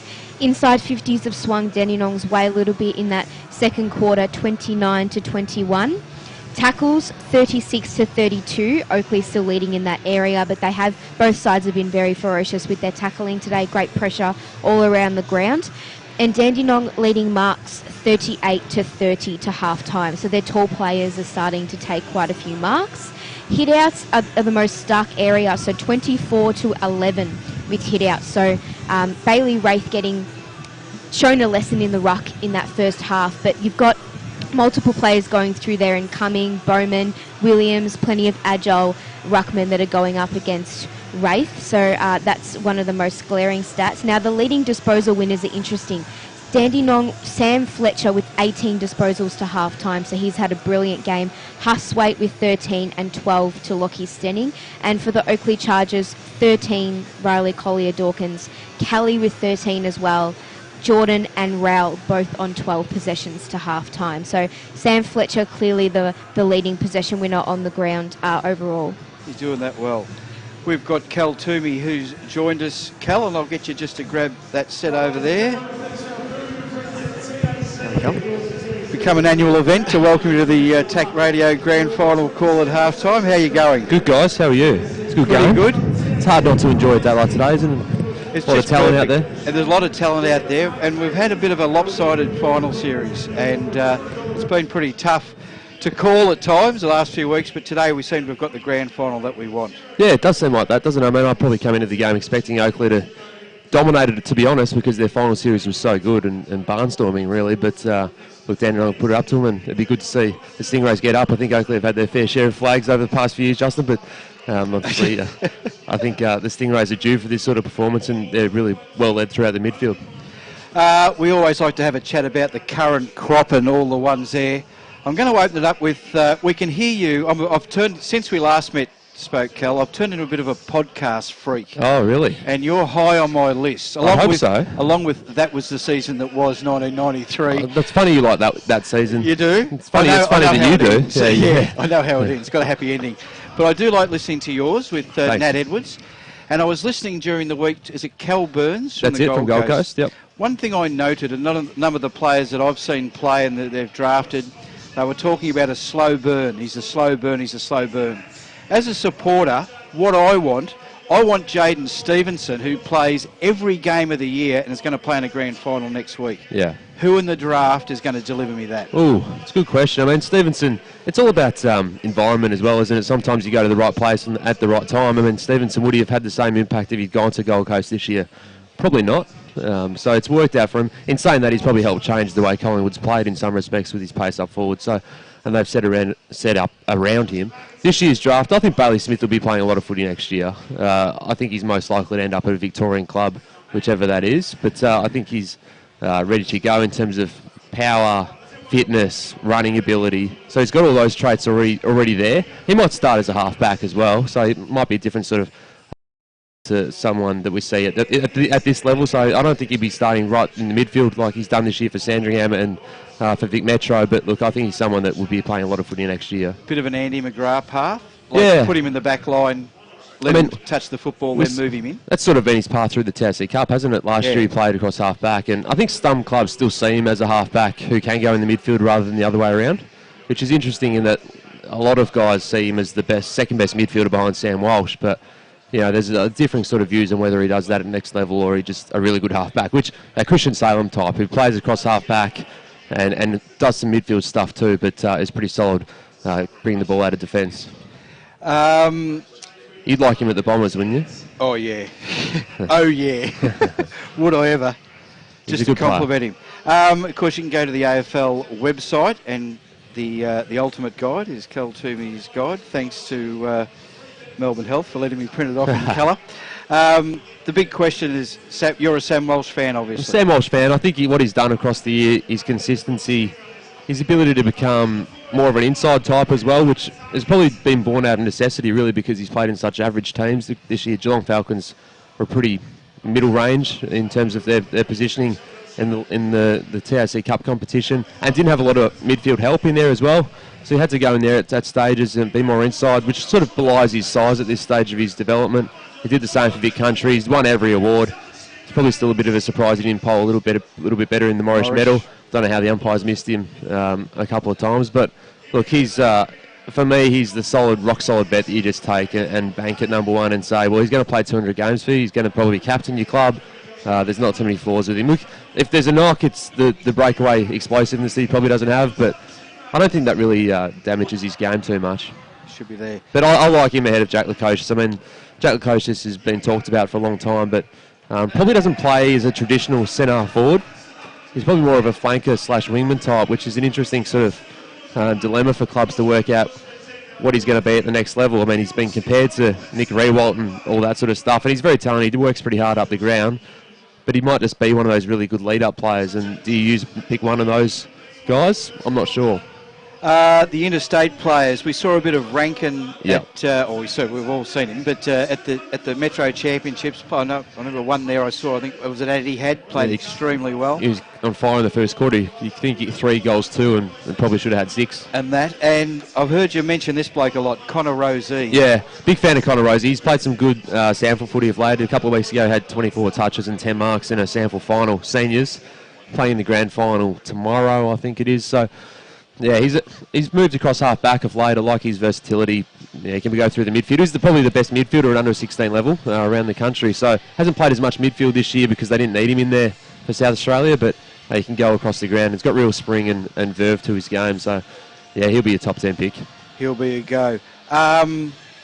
Who else we got in there? Who else we got there?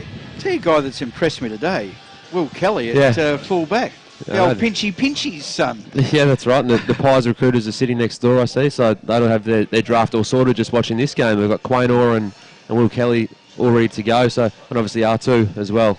So they're in a good position to grab Will Kelly. Obviously, a father-son, as you said, to Collingwood, Craig Kelly's son. They overlook Jake. I don't think they're going to overlook Will because... Will, no, they're not going to make the same and they probably need key backs as well to add to their list. Whether Darcy Moore sticks around or not, it's probably unknown at this point. But look, I think Will Kelly's season's been really good. He played well throughout the championships as well for Vic Metro, and had a really consistent year. So he's athletic, tall, kicks the ball well enough. I don't think there's too many flaws for a key back.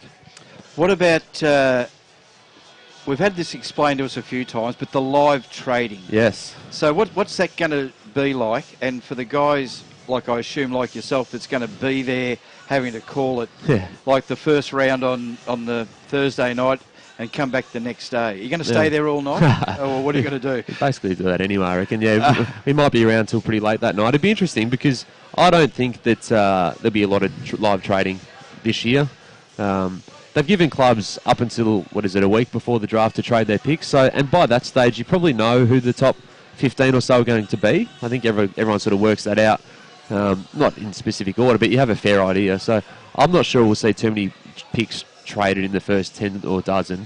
I know the AFL's probably hoping for it because otherwise there's going to be a 5-minute gap between every pick and it's going to be dead boring. But not with you talking, Cal. We'll see. But look, otherwise it's going to be a long stretch because that first night's going to go for 2.5 hours and be 20 picks. So we hope there's a couple of trades in there, but I'm not expecting huge movement in terms of those selections being swapped around because they're going to get swapped around enough throughout the trade period and extended period as well for the swapping of picks. The priority picks, I've heard talk of like picking up like a Michael Gibbons or someone like. Is that? I think the Suns will probably get access to that. We'll find out on Monday or Tuesday. I think the commission meet on Monday and decide that. I think the Blues are more likely to get a draft selection at some point. I think that's the way it's looking. Whether that gets approved by the commission, obviously we'll wait and see. But the Gold Coast have certainly applied for first access or priority access to mature ages, and on that radar would be Michael Gibbons and Josh Corbett from Werribee as well. So Sam Collins as well. So there's a couple of guys who might be in the mix. Shane McAdams, another one from the Sample, who's been talked about. So I think that's their sort of idea that it could help their list, and they probably don't need any more sort of pick 20s, do they? That hasn't worked so far, so maybe they go another route. Is there one that you've got listed that as we called throughout the year? Last year it was James Warpel, and we thought, oh, he's a gun. He's just a beauty. He's got everything you want, and then he doesn't get picked up till late 30s, and then he stars for Hawthorn. Is there someone like that you think? Yeah, he's probably outdone what I thought he'd do this year, James. He's obviously had a really good season, debut year, and he was good against the Bombers, against Michael Hurley. I didn't ever think I'd see James Warple outbody Michael Hurley deep in defence, but he Thanks did for that. reminding us of that, Cal. Yeah, it probably cost the Bombers a final spot, that one. So this year, Eli Smith sort of comes to mind as someone who could be in that bracket where clubs might say, is he already ready-made? Is he already physically there?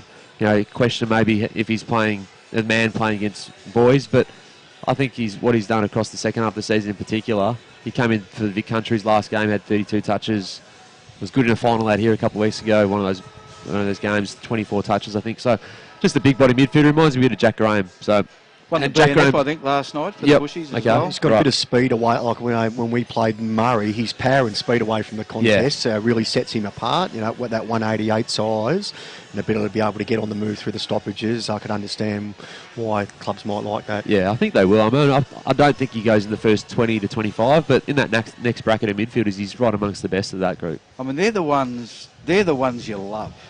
Yeah, if one of those Orazio at 37, Cal. Orazio at 37. I think he was even deeper than that. I think he was 50, 55 or something, wasn't he? I mean, they're the gifts from God. They're heaven, aren't they? It has become a bit of the Bombers show. But you're right, and that's why clubs are out here today, aren't they? Because they're looking for the guys that could be that. There's a Will Golds who's had a great finish to the season. It's someone like him who can come in and do some really good stuff. So it's good work. Yeah, all right, both teams are back on the ground. Cal, thanks for taking the time to wander guys. up in this good job as always. Dirty old stand and enjoy the rest of the season. See you guys. All right, second half about to get underway. Both teams. Which way is it going to go, Justin? I was just interesting to see that stats that were read out before so well is that probably the major difference between the first and the second quarter where Dandenong started to control the footy. So the marks turned around in Dandenong's favour. So 38 to 30 on marks, where Oakleigh are probably controlling that ball better in the first quarter. And, you know, Dandenong continue to win the ball from hits, clearance, and we're really strong around the contest. So, if Dandenong can keep that style of footy up, they give them a real good chance to go in front at three-quarter time. Your thoughts, Rick? I thought Dandenong were terrific that quarter, brought the footy that we were expecting. They were very hard at the contest. Loved the way players didn't fear the contest in defence and got numbers back, and they outnumbered Oakleigh in the air, in the around that, especially around the goal square area. They really got players back and forced the ball to the boundary line. So they also took risks and started using the footy very clean by foot. So they've got all their stars firing. I think they're on track at the moment, Dandenong. It'll be interesting to see how hard Chargers come out here in this third quarter. Well, it is. It's one of those things. We've seen a lot of romance in footy. You know, the fairy tale stories in the last few years. This could be one of them.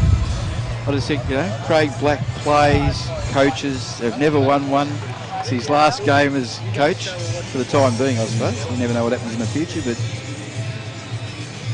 we're half away from finding out as both teams prepare. What do you think? What's your initial thought, Rick, about the trip away from Etihad to here? Oh, look, we've been a bit selfish. We love our time at Etihad each year. Apart over the from years. that, and the party pies out the back.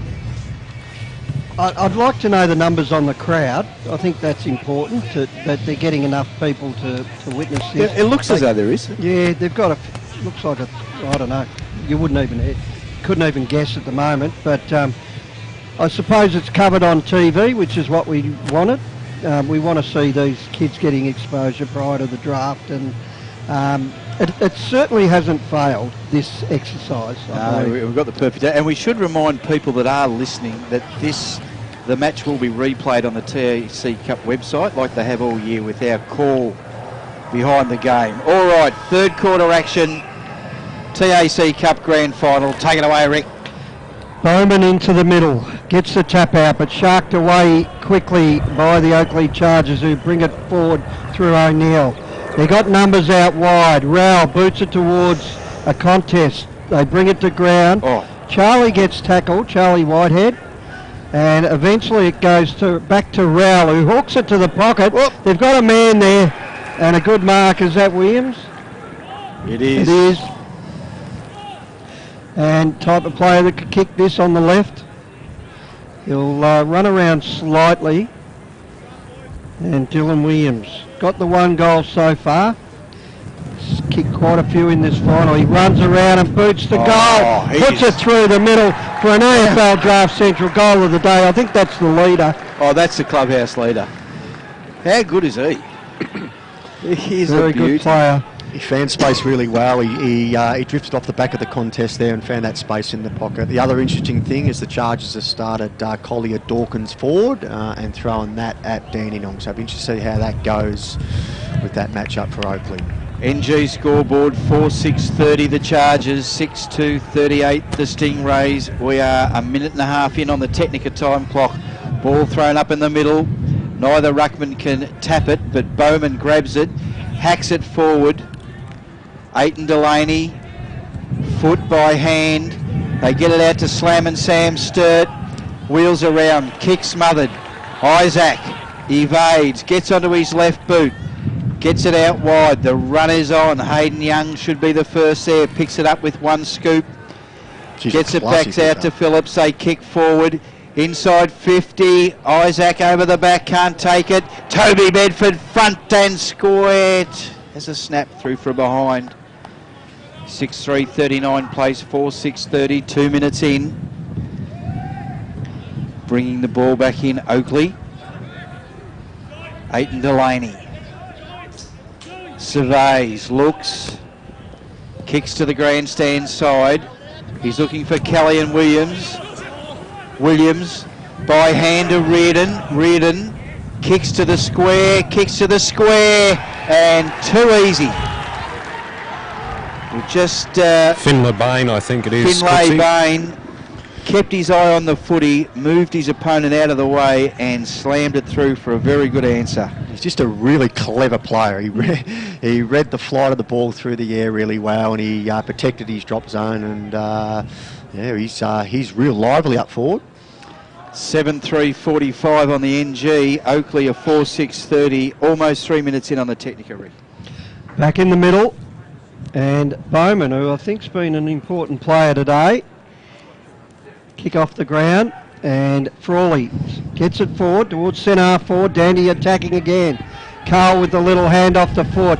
Over the back, they've got another chance. Taylor over the back, shot on goal, and it's another one. McDonald. Great passage of play. They had the link up all the way through the middle of the ground there. They were under pressure, but maintained it, held the footy, and got another one. Let's look at this NG scoreboard. 8-3-51 Dandenong to Oakleigh 4-6-30, and we are 4 minutes into the third quarter on the Technica time clock. 3 goals in 3.5 minutes. All action here at Icon Park. Ball in the middle. It spits out. Oh, errant handball. Charlie Whitehead chases after it. Blind turn. Rowell kicks inside 50. They need to bring the ball to ground. They can't. And Dandenong to repel. Frawley, right on the defensive 50, kicks into the middle of the ground. Beasley can't take it. Oakleigh, Bianco. Oh, lovely kick. And the mark is taken by Jay Robertson. He kicks into the centre of the ground. Aiton Delaney. Oh, they're mucking around with it. They're mucking around. Isaac kicks out wide. Robertson. It's a bit long for him. They go in short through row bottom to Xavier O'Neill. Hard up against the boundary line. 2 kicks from goal. Needs to be deadly accurate. They can't do it. Campbell Huswaite's going to repel. Kicks out wide to Sturt. Sturt decides to go back.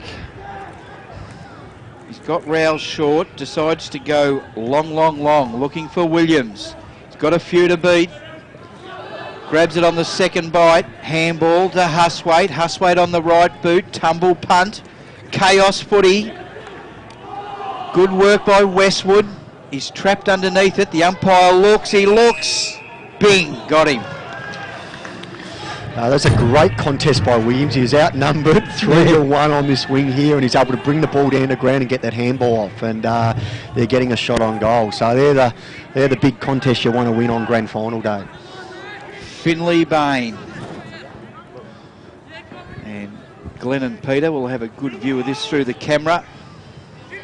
Looking after the vision in the replay for us today. Finley Bain comes in. He'll kick from 45. Kicks, beautiful off the boot, just to the skinny side. Another behind. 8-4-52 plays Oakleigh 4-6-30. They lead by 22. Just ticked past 6 minutes in on the Technica time clock. Aiton Delaney to kick it towards the back pocket, and he's found Rowell. Been great all day, Rowell. He spears it. Frawley intercepts. Boots it towards the pocket. Bain again. No, through from behind. At ground level, Matt, what are you feeling? Stingrays have started as this term as they have the other two, but they're just capitalising a bit more. Just a tiny bit more pressure, I think, coming from them at the moment. Outer side. They'll kick to a lead. Over the back, Williams for executive maintenance mark of the day. Bailey Williams coming into his own at the moment. It was good talk with that mark too, because Bowman was going up for it, and at the last minute I think Williams screamed out, "I'm coming through," and he came in and took the mark. So Bailey Williams, 45 out. He's pretty hard to, when he puts the big jukes up, but he runs at the ball and gets a free jump. A la Mason Cox last night, they're pretty hard to stop. Beautiful timing too. Hit the ball at the highest peak. Directly in front. Kicks a bit of a floater, but it's through. Not too good off the boot, but gee, it was accurate straight through the middle. Bailey Williams, they are getting on top here. Dandenong. That's his second, Rick. That's his second, liking his game. 9-5-59 to 4-6-30. Out to a 29-point lead. We are 8 minutes in on the Technica time clock. The wind's a little bit more swirly at ground level too, guys, which might be playing a part as to why a couple of the recent kicks haven't come off the boots sweetly. Will Kelly in the ruck for Oakleigh up against Cumming. Bianco gets a torpedo punt and Jake Gasper has marked. He plays on straight away. He's got a man on the lead, Williams. He gets wheels around. Oh, get out of here. Get out of here. That's ridiculous, Dylan Williams. New leader. That is the AFL Draft Central goal of the day. That is just sheer folly. What the hell are you doing? That is a great comeback goal. 5-6-36 on the NG scoreboard. 9-5-59 Dandenong. We are approaching 9 minutes on the Technica time clock. I don't think that fella Dylan Williams is going back onto the back line. I think he's a forward. He just knows where the goals are. And that's what he does best. Back in the middle. Cumming hits it down. Or they went without it. Trying to force it out of the pack there. R2 underneath it.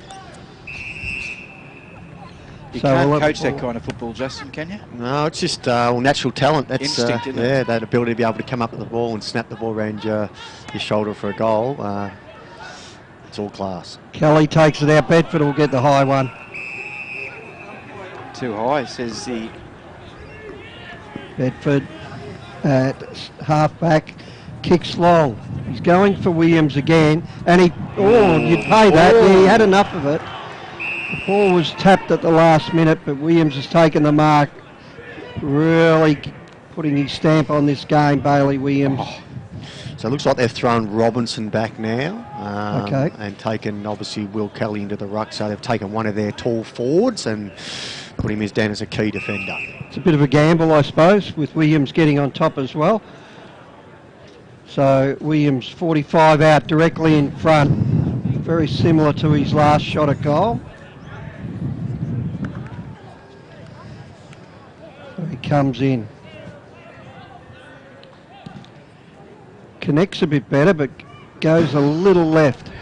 Better with the helicopter. That has cleared the goals. Pretty strong kick that. So Ayrton Delaney will kick in Crooksy. 9-6-60 plays 5-6-36. 4 goals the difference. Ayrton Delaney goes long, and he looks for Will Kelly. Oakleigh should be able to clear this. Ainsworth going to get collared. Caught cold, holding the ball, says the umpire. Dandenong. They've got a bit of a sniff here. Bedford, handball backwards. They've got some numbers. They kick inside 50. There's a whistle on play, downfield. They hurt, the disciplined ones, and this is going to gift Slammin' Sammy Sturt a 20-metre kick at goal on a 45-degree angle. This to give Dandenong a 5-goal lead. Almost halfway through the third term. Sturt comes in, couple of steps, straight through the middle. That's Sam's first for the day, and Dandenong's 9th. 10th.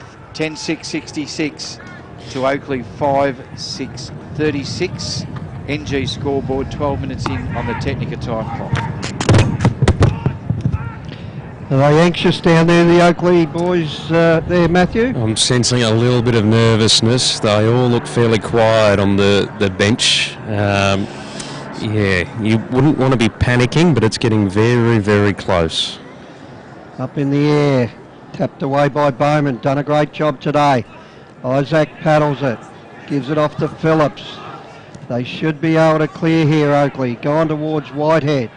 They get numbers back again, Dandenong, and that was Matthew Cumming. So Oakleigh keep rolling the moves out. So it looks like Quain has now gone on ball. There's a bigger body to see if they can win the ball around the contest. So Oakleigh are changing some things up and trying to change the run of the play. Good to see. Ball to the front. Oh, there's Quain bursting through. Stenning had a good game in the back pocket. Gives it across, but Taylor was crunched. Collier Dawkins spins out of trouble, gets it out. Dandenong getting back. Players back again. Matty Day trying to work it clear. They've just got to get a free man out the back. Oh, well but, done. Dandenong Well was the done. one that did it. And Stenning, who's been terrific at half back, gets it down towards the line and out of bounds. Just a note, Rick, for the punters playing at home, is that Sammy Fletcher is now in Guernsey, number 61. Had a change of jumper. All right. And getting a lot of the footy. So we'll have a ball in centre wing. Tapped down by Bowman again. Gets it to the front. Cottrell the tackler. Oh, they're going in hard. But that was a high one, and Rowell will take it. Rowell goes inboard, and spearing past that time to Golds. Takes a sliding mark. So Golds just weighing up his options. Goes short to Whitehead. It hits him on the bounce. Just got to execute that better, because this will open up Dandenong now. Foot, oh, beautiful work. Well done. Carl pulls in the one-hander, gets it back to Foot. Wider of field, Plumridge. He goes down towards Williams. He loses his man, but it goes out of bounds. I know Foot hasn't been, one of the highest disposals on the ground, but what he's done today has been excellent. His efficiency rate. Yep. Ball tapped, thrown in. Huswaite, Keenor. Taken off him by Collier Dawkins. He switches play. Beasley, settle down, he says. Don't know if you've got time to settle down, Charlie. I'd be getting going. Tell him to kick it to me. Jordan. Back pocket. Just unsure of what to do. Decides to go along the line. Oh, the big men fly. No one can take it. Jack Ross bundles through, gets the handball out to Whitehead. He kicks along the line. Day, the man in front. Spoilt by Matthew, but Matty Day grabs it. Takes a bounce. Gets it over to Pacina Valagi. He puts on the afterburners. One bounce. Running in a goal and goes bang. Well done, R2. R2, Pacina Valagi puts through a much-needed goal for the Oakleigh Chargers. They move on to 6-6-42. They trail by 24. Dandenong at 10-6, 66. Clickety-clicks, and we're 16 minutes in on the Technica time clock. That play would have caught the eye of a few recruiters. Just that burst of speed, awareness to take on the big man who he knew was chasing him, and slammed home the goal when they needed it. Back in the middle. Brought it to ground. Bowman again. Out wide. Golds with the handoff. Not to anyone, but they come through again. Dandenong get numbers back. Garn comes through. Reardon over the top. Stenning. Done that a few times. Worked it through the middle to Taylor. Taylor kicks long, but over the head. And a nice mark to Robertson. He'll play on straight away out of side. And Golds getting his possessions up. Goes wide to Rowbottom. Nicely weighted kick. They need to play on a bit. He's found Kelly. Kelly at centre wing. Decides to kick towards half forward, but Hunter, that was Young. Lachlan Young. Oh, this is trouble. Rowell with the interception.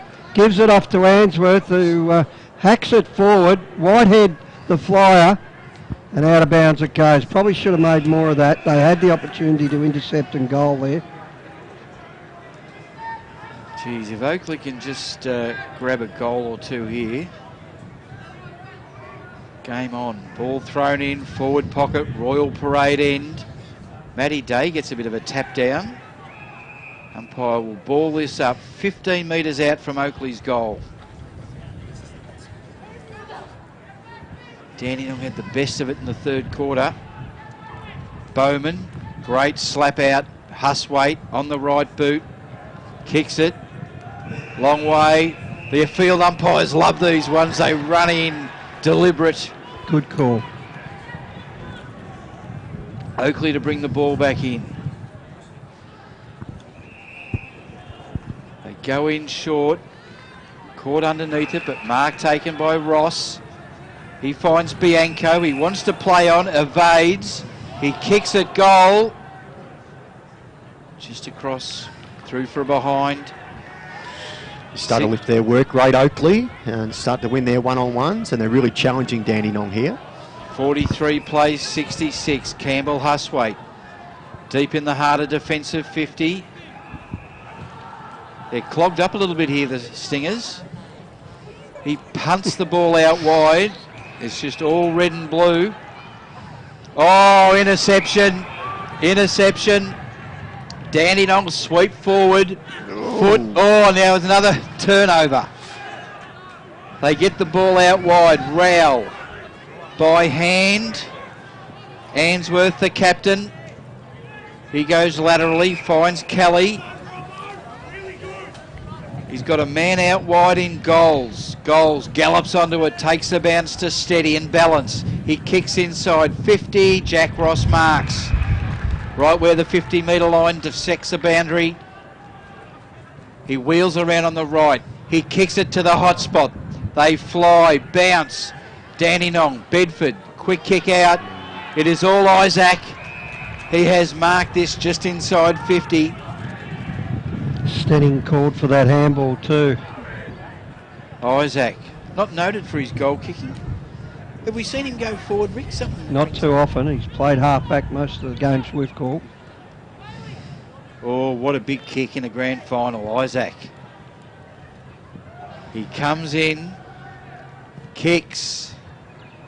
Has it got the distance? Oh, it's about a Zach foot short, that was.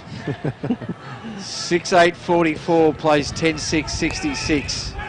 Oh, We're 20 minutes in. Gee, they took a chance, Reardon, but he gets it out eventually and gets it back. 3 possessions in about 10 seconds there. Cumming was a bit awkward towards that one. And just allowed Oakleigh in there with Ainsworth, who's starting to rack him up. So is this man, Rowell. Rowell does well to give it back, but Ainsworth put it out of bounds. Give him a rap. And Huswaite. No, he's not allowed to kick it. They've got to give it to Jay Taylor. Jay Taylor. He's at half forward. He spears it low. They just got a finger on it. Good work. Trying to battle it out of there. Kick out of trouble. This will be marked by Hamill. Takes the mark. Centre wing. They've all got a role to play, but that time it's turned over by Gaspar. Needs to get involved. And now he turns it over. Hayden Young with the big boot down towards Cumming in the goal square. They bring it to ground. Westwood goes wide, but the kick was accurate and finds Ainsworth. He goes very wide and Rowell gets it. Rowell racking him up as well. Probably their best at the moment. Oakleigh kicks long, but intercept this time. Gee. As soon as you wrap him, that's what happens. Young to Bowman at half forward. He's 50 out. He's gone for goal. Kicks long. Through for behind. 22 minutes in. 10-7-67 plays 6-8-44. Joe Ayton Delaney to bring the ball back in for Oakleigh. Doesn't rush it.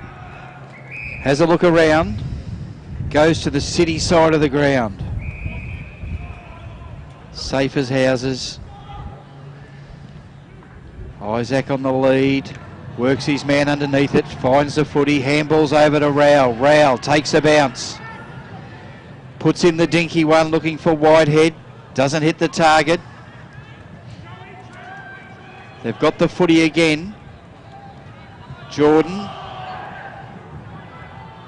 Loose football. Underground handball. Close to the boundary line and out of bounds. Bang on centre wing. Really hard tackle that at centre wing. Just noticing a few players starting to cramp out there. Okay. So Hotter day. Yeah, hotter day and a high-paced game. 2 minutes before three-quarter time. Bowman taps out the back. Dandenong kick inside 50. Got the numbers, Oakleigh. Now they've got the footy. O'Neill, sweeping handball. Gets it across Anderson. Can't run with it. Big ball. McDonald to Stenning. To Foot. Interception. Oakleigh should run onto this. Westwood. Effective kick to Goals. Goals sweeps one into Jordan. Need to be quick. O'Neill. Goals. Running through trouble. Bosina Valagi. Caught and will be a ball up. Another cramper down in front of us. Yeah, Lucas Westwood and Dylan Williams has been doing a lot of stretching while he's been on the bench too for the Oakleigh Chargers. Start having some salt tablets or Gatorades out to these boys. Gasper gets it. Handball's wide. Stenning should clear again. Been terrific at half-back. Intercepted again by Phillips, and that kick just made the distance. And Will Golds has it underneath us. Grandstand side, kicks long to a contest. Oh, up they go for executive maintenance mark of the day. They went without it, Lockie Young. And eventually Dandy should clear through. Hamill, who just throws it on the boot. We've got 1 against 3 here. And probably a good result there for Dandenong. So Oakleigh have got 3 or 4 loose behind the play, but making it hard for Dandenong to score. 23 points the difference. 24 and a half minutes into the third term. Will Kelly gets the double-hander. Isaac grabs it, tackled in midair, and the umpire will come in and ball this up. And that should just about see us out to 3/4 time. And there's the siren, 3/4 time. Dandenong lead it by 23 points. 10-7 to Oakleigh, 6-8-44. The goal kickers for Oakleigh, 3 to Dylan Williams, 1 each to Riley Collier-Dawkins, Jay Robertson and R2 Bosina Valagi. And for the Dandenong Stingrays, 2 to Zach Foot, 2 to Bailey Williams, and 1 each to Ned Cale, Riley Bowman, Toby Bedford, Finley Bain, Lachlan McDonald, and Slammin Sammy Sturt. We'll be back on the other side of this. Don't move it away from your dial. We've got a big last quarter here. Last quarter of the season in TAC Cup. You're listening to TAC Cup Radio live through the TAC Cup website. Technica is an Australian company that's been importing Italian-made and European-designed cooking appliances and white goods for almost 20 years. Technica appliances are a fusion of cutting-edge technology and contemporary design, providing a high level of style and sophistication to any kitchen. This is why so many leading architects, developers, interior designers and builders use Technica appliances, because like their customers, they want the very latest in innovation and quality. Technica, proud sponsor of the Northern Knights and TAC Cup Radio. Executive Maintenance has grown to be a preferred facility maintenance provider by maintaining excellence for over 25 years. A registered domestic and commercial building practitioner, Executive Maintenance provides facility maintenance for government, corporate, property and retail sectors. Whether it's a handyman for your corporate space or a fully qualified crew to manage your project, Executive Maintenance has the knowledge and expertise to provide a personal yet professional service. If you need assistance with your building maintenance needs, email admin@executivemaintenance.com.au. Executive Maintenance, a proud sponsor of TAC Cup Radio. Another year of TAC Cup football and your number one AFL draft site is back and bigger than ever. AdZ Media, powering AFL Draft Central, continues to revolutionise the way AFL draft content is reported. In 2018, the team has increased to more than 40 writers who will provide powerful and cutting-edge stories nationwide. With draft news, features and women's football coverage, AFL Draft Central is your one-stop shop for AFL draft content. Head to afldraftcentral.com.au or stay up to date with us on Instagram, Facebook and Twitter. Check out at AFL Draft Central. Cowboys Cash and Carry have the largest range of clothing bargains in the northern suburbs for the whole family. School wear and work wear has just arrived and is half the price you would expect to pay at major stores. A family-run business, Cowboys Cash and Carry has new stock daily and 15,000 square feet of bargains. Come and see what the northern suburbs are raving about. Mention this ad and get 10% off their already cheap prices. Cowboys Cash and Carry, 169 Settlement Road, Thomastown, open 7 days. Essendon captain Heppel settles, and he's done it. He's slotted through the match-winning goal. Roughhead flies high across the pack and takes a classic mark. Pendlebury's leading from the front, clocking up the possessions today, and young gun pup Cal Porter is looking good in his debut match. Gippsland Power generates footy legends, and NG is the power behind Gippsland Power. NG Hazelwood are proud to be helping tomorrow's future stars as major sponsor of Gippsland Power. Gippsland Power, the backyard playground of tomorrow's future stars. Go Power! Nixon Finance has been running in the Plenty Valley area of Greensborough for over 20 years. As your financial consultants and brokers, they specialise in all your equipment and vehicle finance needs. Home loans, business loans, commercial property loans. They deal with all the banks and get the right loan that suits your needs. Call Phil Smith during business hours on 9435 2600 or email nixonfinance@bigpond.com. On taccup.com.au, this is TAC Cup Radio. Back here at Icon Park, three-quarter time, the Stingrays lead by 23 points, and down on the ground, Matthew Cox speaking to the talent manager of the Stingers, Mark Wheeler. Mark, how are the nerves heading into the final term with just a little buffer over the Oakleigh Chargers? Yeah, that was pretty good. They were okay halfway through, and then they started creeping again near the end. They're a quality team. We knew they were going to come. They're not going to gift us a grand final, so shaking a little bit. But 25 minutes ago, the boys have trained since November this last year, and some of them in November the year before. So play our game, and hopefully it stands up. Seems to be the trend of the game. You guys start well, that term you capitalised, and then Oakleigh gradually worked their way in. Yeah, they're a running team, we know that. We've got the advantage of the height, so please God turn the wind off and get us back to where we were at the start, and hopefully they can finish it off. What does it mean to you, given that this could be the Stingrays' first premiership in 30 minutes? Oh, it's always that. A lot of hard work, a lot of blood, sweat and tears going into it, and they're excited behind us. We might catch up with you after the game if you win. Yeah, thanks. Thanks for dropping. Sorry to burst him into tears. We were a bit emotional, Wheels, wasn't he? He was. I think that just shows how much it means to each and every person involved with a footy club. They spend a lot of time and effort, and you just saw how much it means. Well, you just heard, given we're TAC Cup Radio today. Typical Australian male, put the sunglasses on as soon as the tears welled up. Good stuff. Now, Siobhan, what's the tale of the tape with the stats? Just quickly, the leading disposal winners for the Oakleigh Chargers, Rowell with 22 and Ainsworth with 22. Rowell in particular had an enormous quarter in that third quarter. And for the Dandenong Stingrays, Fletcher on 20, Standing on 18 and Huswaite with 17. The clearances evened up a little bit, 24 to 21. Still Dandenong leading that, but Oakleigh certainly pulled that back. And the inside 50s, 43 to 33, Dandenong leading by 10. Great work, Siobhan.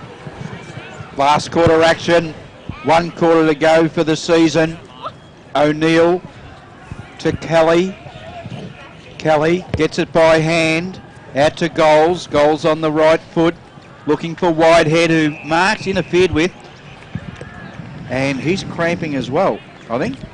No, he gets up, a little bit gingerly. Kicks in short, makes the assignment hard.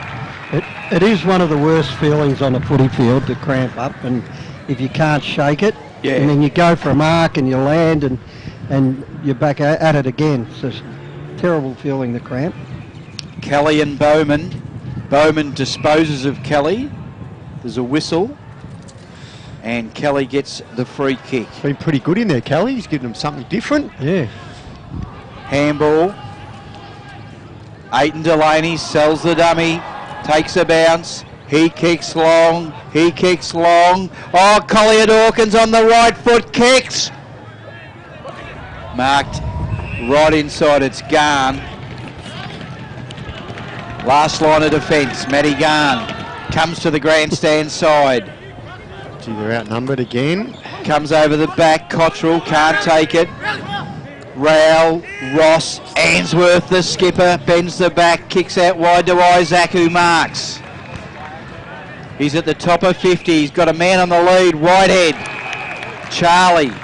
Been reasonably quiet, Rick.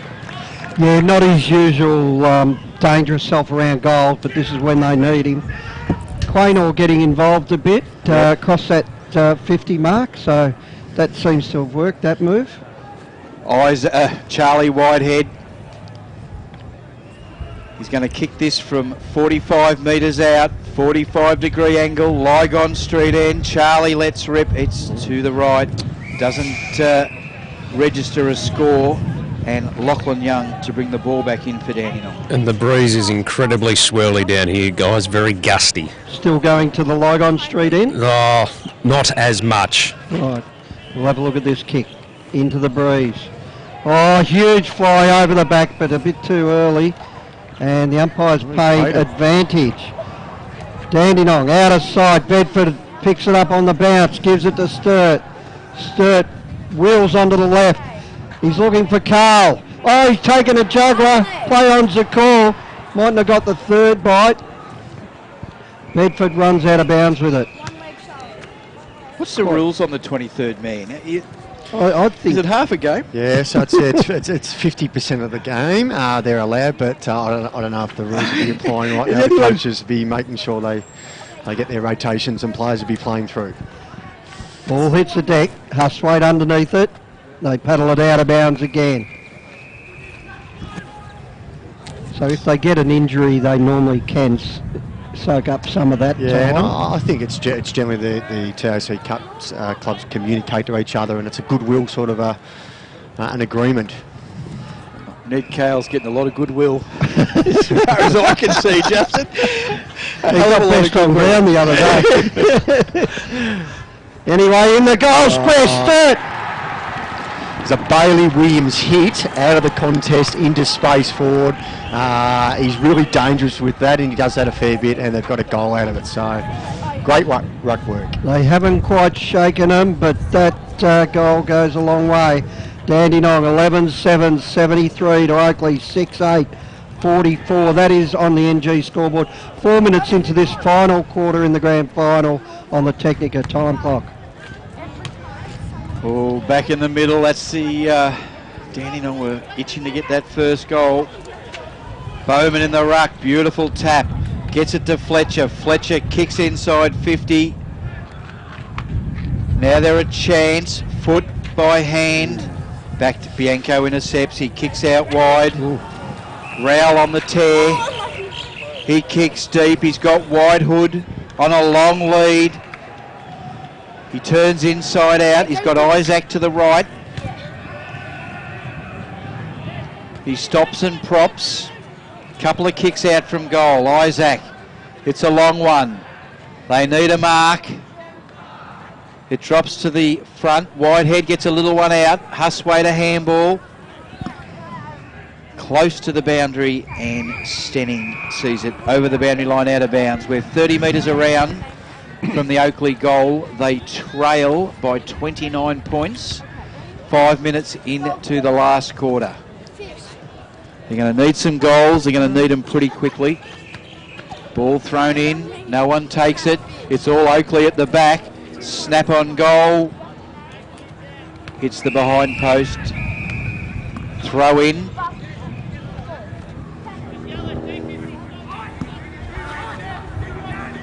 Here it comes.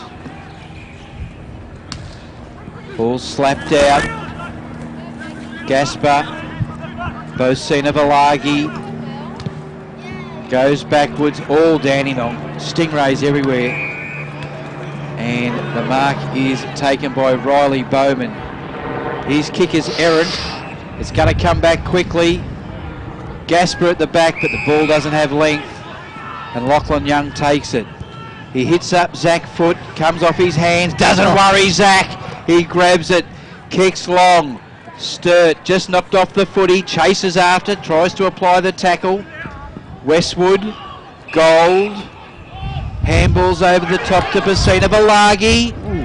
He loses his footing. Now it comes out to Rowbottom. Rowbottom looking for Whitehead. Can't quite take it. Bowman slips a handball to Fletcher. Fletcher back out. Caught in the tackle, Garn. Is that deliberate?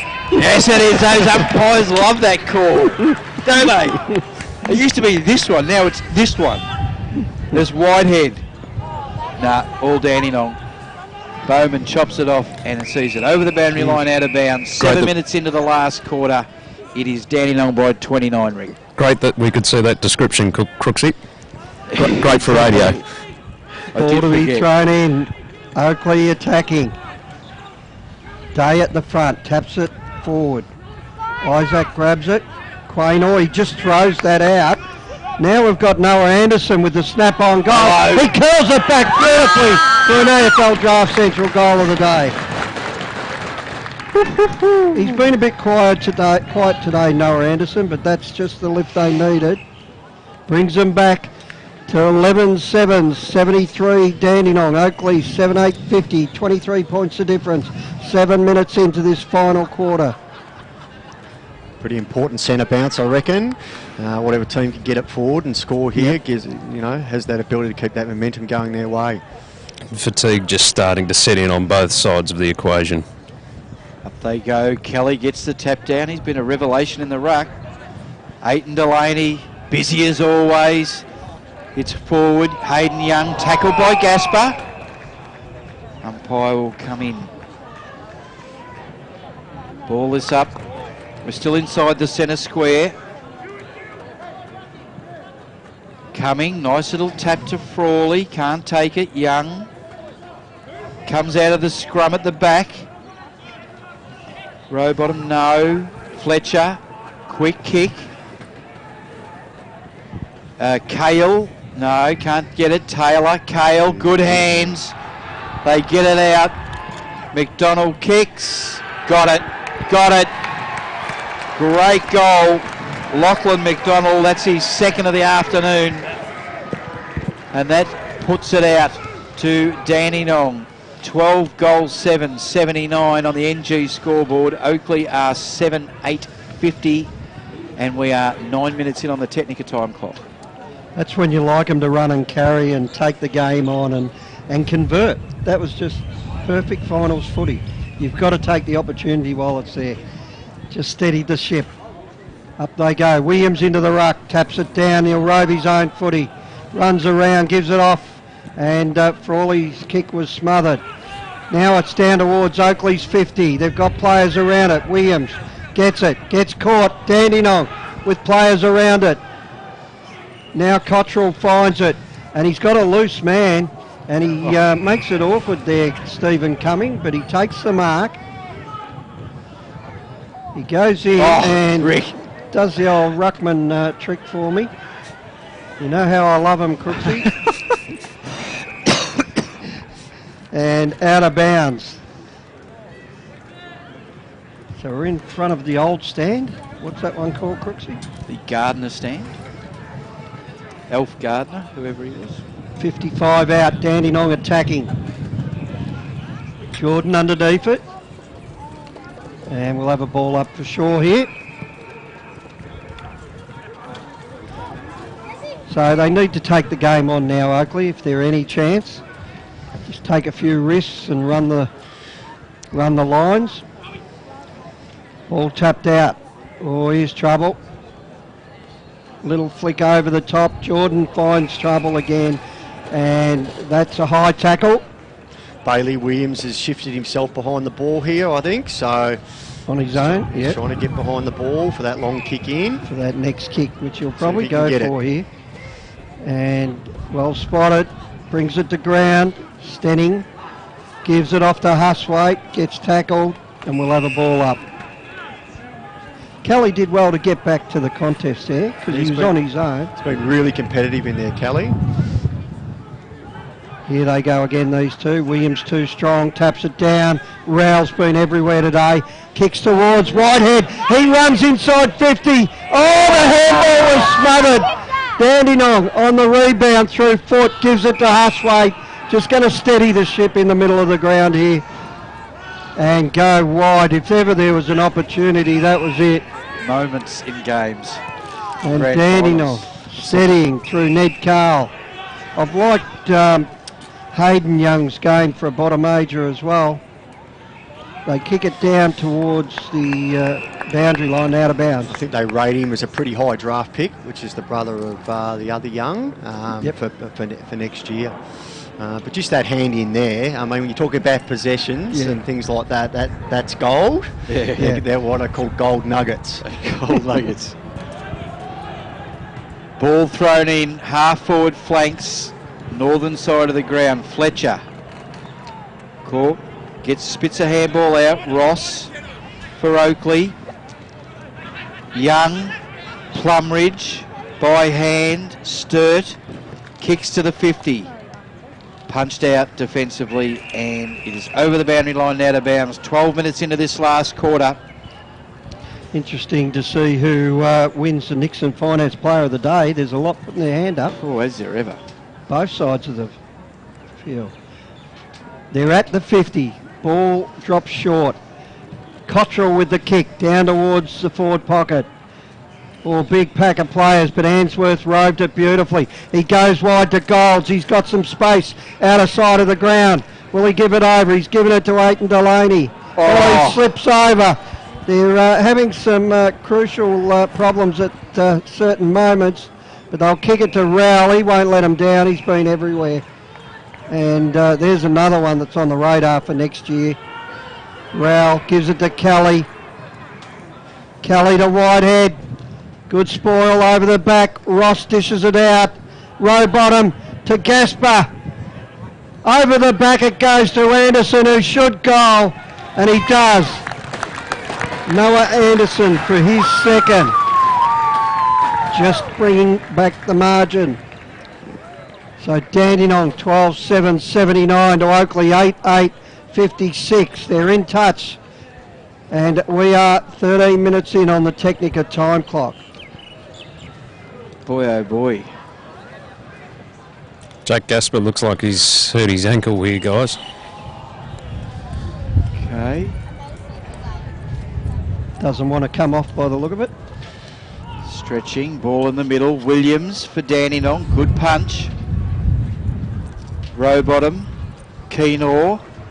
Now Aiton Delaney. He's been good. He kicks up forward looking for Whitehead. Not a lot of space to work in. Clever. He kicks it off the carpet. Keeps the ball alive. We're inside forward 50 for Oakleigh. Row bottom. This way, that way. Handball to Rowell. Rowell. He's got Big Bailey Wraith. It's intercepted. Beautiful work by Hamill. He kicks into Bowman in the middle. Working through the corridor. Sturt. Oh, he's clever. No mark taken. Interception. Plumridge. Who can take it? The ball drops. Aiton Delaney to mop up. Sweeps the handball. Rowell and Isaac. They work it out between them. Now Rowell. He kicks into the middle. They're starting to jog. It's intercepted. That's smothered. Oakleigh can still go forward. Row bottom. Collier Dawkins bulldozes his way through. He's got a man all alone inside 50. They play on. Gasper marks. It was sharp. A little bit easy. Yeah, they're starting to run Oakleigh now, and they've opened the Dandenong with hands on the hips. Yeah. So they kick this, and hello, game on. Gasper. He's going to kick it from 20 metres out. Very slight angle to the Lygon Street end, and it's a goal. That's Jake Gasper's first goal of this grand final. It is Oakleigh's ninth. 9-8-62 to 12-7-79. That is a 17-point margin, Matthew. It is, and I've just noticed there's a fairly good matchup in or around the ground at the moment. Quaynor's going up against Huswaite around the ground. In the middle, Bowman up against Collier Dawkins, who won the footy and gives it to Quaynor. Quaynor hooks it around the corner, taps it down. Noah Anderson getting involved this quarter. Gets it off, but Foot is in the middle of the ground. He'll play on. Carl Just tried to hold his position there. Goes to Taylor. He gets caught. They swing out of trouble. Oakleigh having a real crack here. They get it out to R2. He gives off the handball to Aiton Delaney. Oh, great work, Hamill. Not his first interception for the day either. But he goes down the line and kicks it out. He's been courageous coming off his man, intercepting the ball. He's done it 3 or 4 times, and it looks first class. Coaches, you love those 1%ers, don't you? Yeah, players are prepared to take the game on and not be scared of the ball getting over the back. Yep. Throw in. Half forward for Dandenong. Bowman doing a great job in the ruck. They get it down. O'Neill trying to work out of there. And the umpire will ball it up. We're 60 out from the Dandenong goal. Last quarter action in the TAC Cup Grand Final. 17.5 minutes in. And we have a 17-point lead to Dandenong. Ball up, this time Bowman. Again, taps it down. Crunched in the tackle. The umpire will have another go at it. See if you can clear it out, Crooksy. Will Kelly's gone forward, so they keep throwing it up, the Chargers. Up they go. Collier Dawkins taps it. Cale, no. Hamill, yes. And he's done that to perfection. Daniel, so just need to take a couple of minutes off the clock, and if they can't score, just slow the game up a little bit, get a few stoppages, get the ball out of bounds, take a couple of minutes off the clock. Ball thrown in. Collier Dawkins gets the tap. Sturt, no. Now Oakleigh, a little kick round the corner is going to sail over the boundary line and out of bounds on the full. Nearly hit the trophy down here. That wouldn't have gone down well. And Hayden Young to take the resultant free kick. He kicks long to 50. Williams. Oh, strong hands by the big man. Bailey Williams. A contender? Oh, it's a contender. Don't think it'll take away the executive maintenance title. He's already got it, anyway. He's already got the title. He's quite within his rights to take as much time as he likes here. He's going to take a set shot from 50 on the hardest angle. He comes in, he kicks.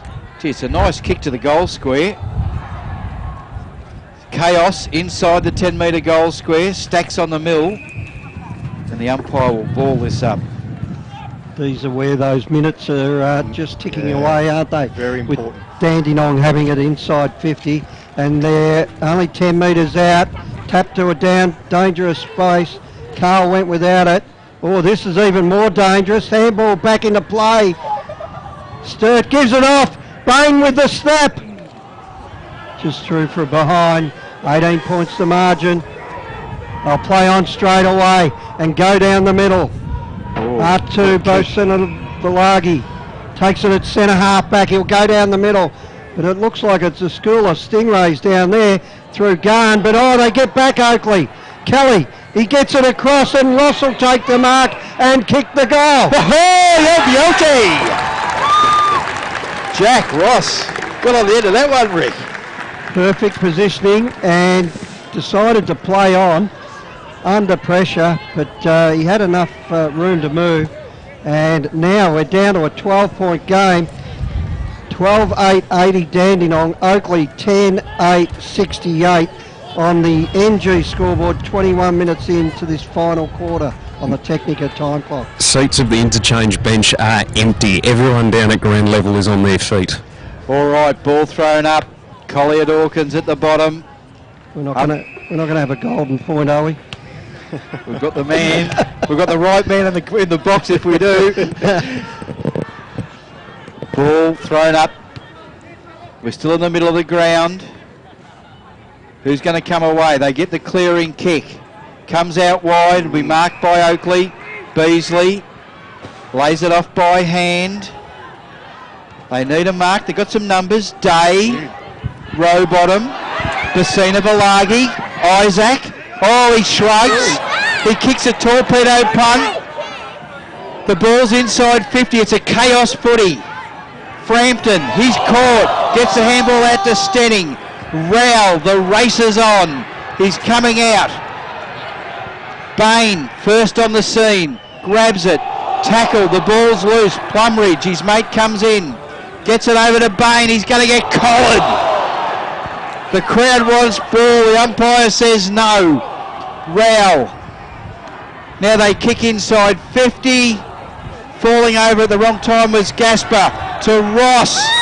To Pacina Valagi. Handball, Kelly. Goal square. Stacks on the mill. They're trying to get the ball out. Ball still alive. Umpire looking, and he's going to ball it up. Desperation on the last line. That was grand final footy, wasn't it, Justin? Excellent by both teams. Great in the outer wing by Oakleigh, but good desperation by the defence of the Stingrays. They'll ball it up. Oh, Day gets it out of the ruck. Kick was smothered. Oh, here we it's go. into a snap-on goal through Williams, who puts it through. One goal the difference. We've got a cracker on our hand. That's his fourth, Dylan Williams. Dandenong, 12-8-80. Oakleigh, 11-8-74. One goal the difference. 23 minutes in. 2 minutes to go in the final quarter. Gee, big centre bounce. Oakleigh are coming. Dandenong have to sustain it. 2 minutes in. We're back to the centre. Bailey Williams up against Collier Dawkins. Neither gets it clear. Cotterill, kick smothered. They flip it out. Ball in the centre of the ground. It's pinging around like a pinball machine. They get it out. Oakleigh. Rowell can't take it. Quick kick forward by McDonald. It's all Oakleigh here. Good work by Bianco. It's a torpedo punt up forward.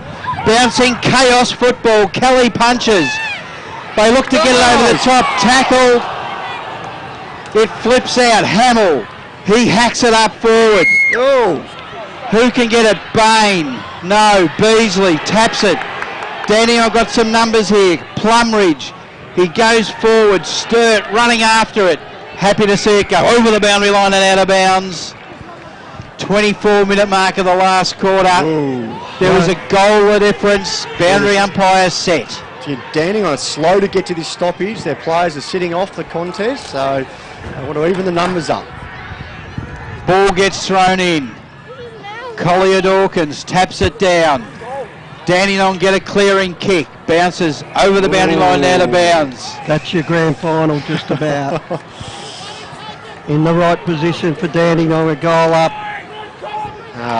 Williams is sitting off behind the ball as a bit of insurance. Down the line. 30 seconds left. Ball thrown in. Bowman. Oh, what a lovely palm. It comes down. Ball bouncing. Hamill taken. Hits the deck. Umpires have put the whistle away. Good to see. 10 seconds. Hope these timekeepers are right. Have a look at this. Ball gets thrown up. Williams taps it down. Wait for it. There it is! There it is! Dandenong Stingrays. The Dandenong Southern Stingrays. Look at them charge onto the ground. Have won their first premiership in their long and rich history. The final score, 12-8-80 to Oakleigh, 11-8-74. And the Stingrays are premiers for 2018. What a game, boys. Gee, they didn't die wondering the charges. They took it right up to them. They played to the final minute and they just, they were a kick short.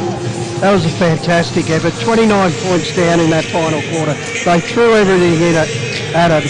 And Dandenong did well to hold on at the same time when it was all charges in the dying minutes. Great game of footy. Good to see the Chargers come back and make a game of it. But Dandenong delighted, very happy, jumping around. And fully deserved. They've had a great season. They've lost one game for the year. And they got the chocolates when it counted. what a fairy tale for Blackie, the Dandenong coach, being an ex-Stingray and his last game coaching the club, and he coaches them to a premiership. Going in for a development role with Collingwood. Great back. So we're happy people around the Stingrays huddle. All right. Matthew, who have you got with you?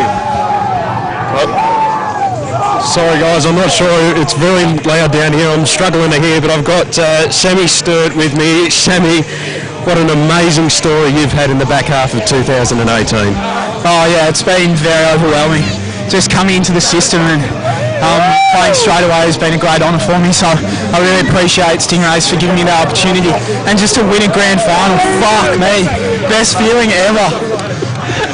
We'll bleep that out. But very pivotal up forward too, mate. Some very natural looking skills you look at home. Dirty Steve! Yeah, no, I try, but it's just a team effort. Like everyone today just played so well, and Oakleigh a really strong outfit, so credit to them, they brought it all day. But yeah, we just took good in. Go and enjoy, mate. Well done. Cheers, mate. Good work, Matthew. We can pick up the elation there. Wow, boy oh boy. It is, you just got to get, we've been praying for a good final, Rick. Yeah, we've had a shocking series really. As commentators, it's been pretty one-sided final series, and then we knew these were the two best sides in it. And congratulations, you're the 2018 TAC Cup premiers. How does it feel? Oh, it's just amazing. You know, we're such a good group of boys. Wouldn't want to share it with anyone else. So that's just unreal. It was an absolute classic. What part of the game did you feel you started to get on top of them to win the game? I think it was a pretty hot start, so every team was going hard in the first quarter, but second quarter we started playing our brand of footy and kicked a few on them, so that was good, and then they obviously stormed back at the end, but we held them off, which was... Congratulations, you had a fantastic game, well done. Awesome, thank you. Thanks, Sam. Don't know who that was, Rick? Sam Fletcher, guys, that speaking to us, and had a lot of claret running down his face. Very, very good. Big crowd of people out there too. It's chaotic down here. I'd say AFL Victoria would be reasonably happy with the turnout today. Absolutely. Seems to be bigger and better than Eddie had with the numbers.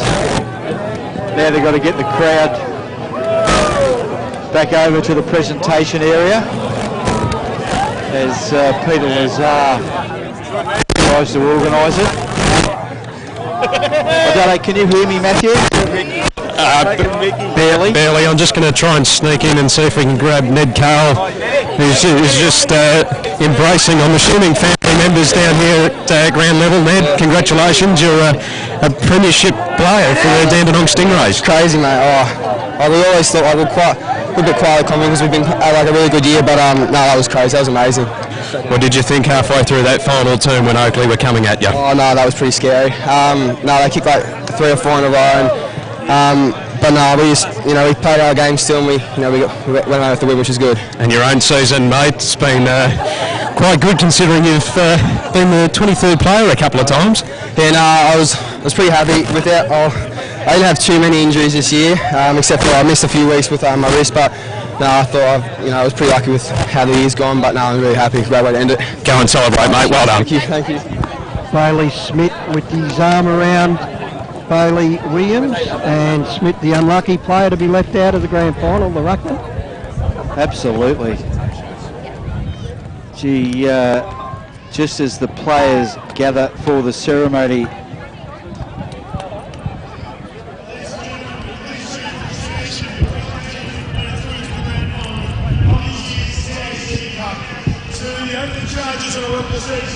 and of course on the premiership to the Dandenong Stingrays. And AFL Victoria would like to acknowledge the traditional owners of the land, the Wurundjeri people of the Kulin Nation on which this great game has taken place, and we pay our respects to elders past, present and emerging. Ladies and gentlemen, we now move to the presentation of the 2018 TAC Cup medal to the player adjudged best on ground in today's grand final. To present the medal, it's my pleasure to welcome AFL Victoria CEO Stephen Reaper. I'm going for Huswaite. The player adjudged best on ground and winner of the TAC Cup medal for 2018, number 11 from the Oakleigh Chargers, Matthew Rao. That's who I went for. Wow. Best on ground, no doubt. Okay. Congratulations, Matthew, and thank you, Stephen. Now to speak on behalf of our wonderful partner at the TAC, we welcome Senior Manager of Engagement and Community Relations, Meg Jacobs. Bottom age player, Matt Rao, Yeah, so it's a fair achievement, Well, isn't it? it's with mixed emotions that I stand here to present the final TAC Cup. For 27 years, the TAC Cup has given us so much. This program has consistently provided us with opportunities to try new things, promote messages that would ultimately save lives and prevent serious injuries. I'd sincerely like to thank all of you who have put in time and effort into promoting the road safety programs we've run through this partnership. Without you, it wouldn't have lasted 27 years. We wish you well for the future. We'll always be a supporter of this competition, and good luck to everyone involved. And a big congratulations to the first time winners, the Dandenong Southern Stingrays. Thank you, Meg. And a huge thank you to TAC for 27 wonderful years as naming rights partner of the TAC Cup. It is now time to move to our Premiership Medallion presentation, and I'll ask Meg to stay on and present those medals to our 2018 TAC Cup champions, the Dandenong Southern Stingrays. Number 1, Samuel Fletcher.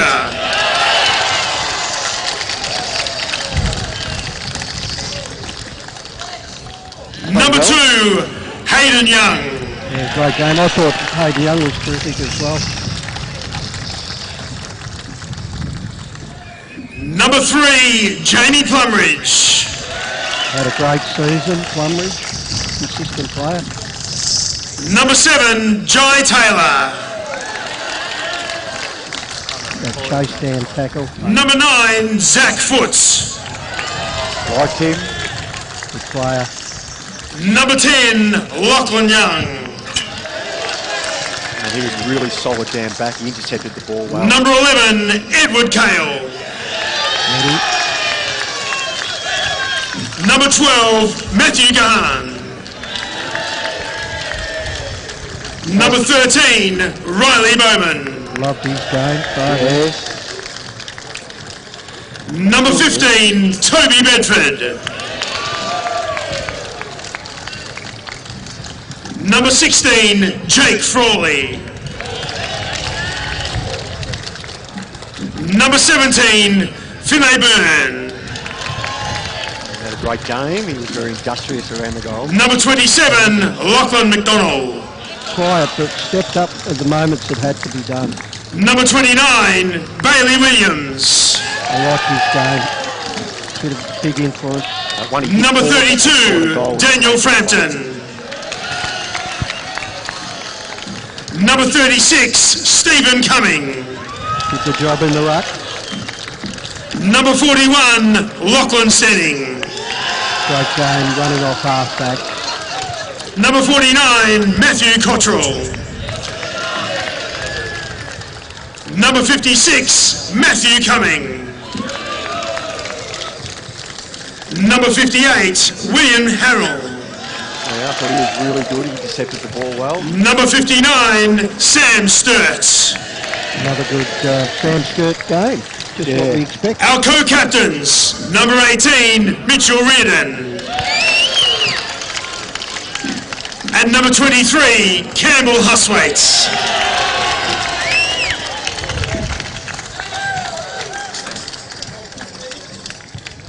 We now welcome the coach of the Dandenong Southern Stingrays, Craig Black.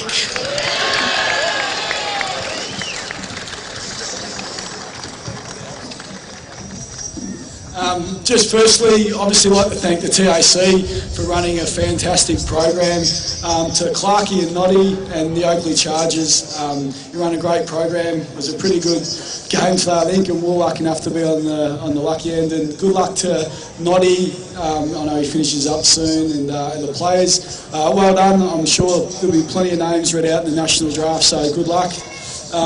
To our program and to our players and supporters that have been around for so long, thanks for your consistent support. The parents that do a lot of training, and to our players, we spoke about if you keep working hard, you just wanted to get some reward for their effort, and today we're all lucky enough to do that. So really proud coaching staff, and thanks for all the support. Thank you, Craig. I will now ask Mick Jacobs on behalf of the TAC to hand over the 2018 TAC Cup. It is going to our champions, the Dandenong Southern Stingrays.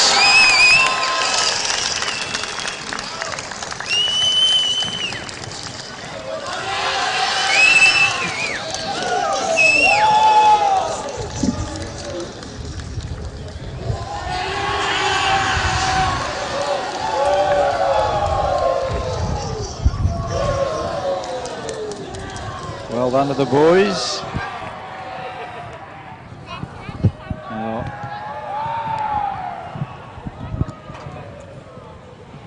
Haven't got the confetti this year. No, we don't have the confetti, nor the people to pick it up afterwards, Rick. That is true. For the VFL.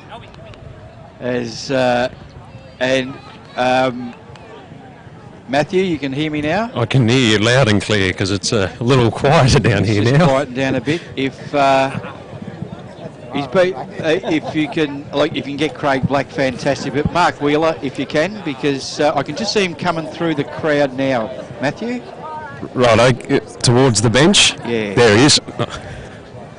You just see where he's taken off. He rendered the boundary. We do have some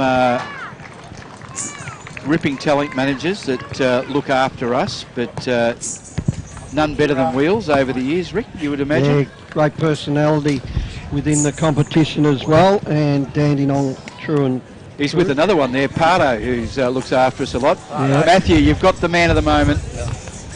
I do, Mark. I'm hoping you're going to give me a bit more this time. A little bit more this time, yes, definitely. how much of a heart I've got left after that last 30 minutes. Unbelievable. Great pressure from Oakleigh. We knew they were going to come, but really thankful for all the staff. They're the ones that have been riding this ride for 27 years, and what a day. Unbelievable. It's fantastic that you got over the line, especially when Oakleigh threw another challenge at you halfway through that final term. Yeah, it's a grand final. No one's going to gift them, and that's what we kept on saying to the boys. Play our game. They're not going to gift it. They're going to come. They're a great team, and yeah, we're lucky enough the sign went and it was ours. So I'm going to look forward to it. What does it mean to finally break the monkey's back? Oh, it's broken. You know, it was our story though today. We got the history of it, and we understand it, but it was our story. So these boys weren't even born when the 27 years ago, and even back in '97 when Craig was the captain, they weren't around either. So it's our time, and that's what we said. It's your time, your history, rewrite history, and let's put it on the park today, and that's what we did. Seen a lot of talent come through the club. Is this the strongest group you've seen? Oh yeah, definitely. We bat deep. There was probably 9-10 really unlucky top-end players that didn't get an opportunity today, but you saw all the support, and even having the boys that have been drafted, previously all turn up here today. It's been amazing. So it's a one-club model. That's what we've got. And what does it mean personally for you to finally have a trophy in the cabinet? I've got to go build one now. I don't have one.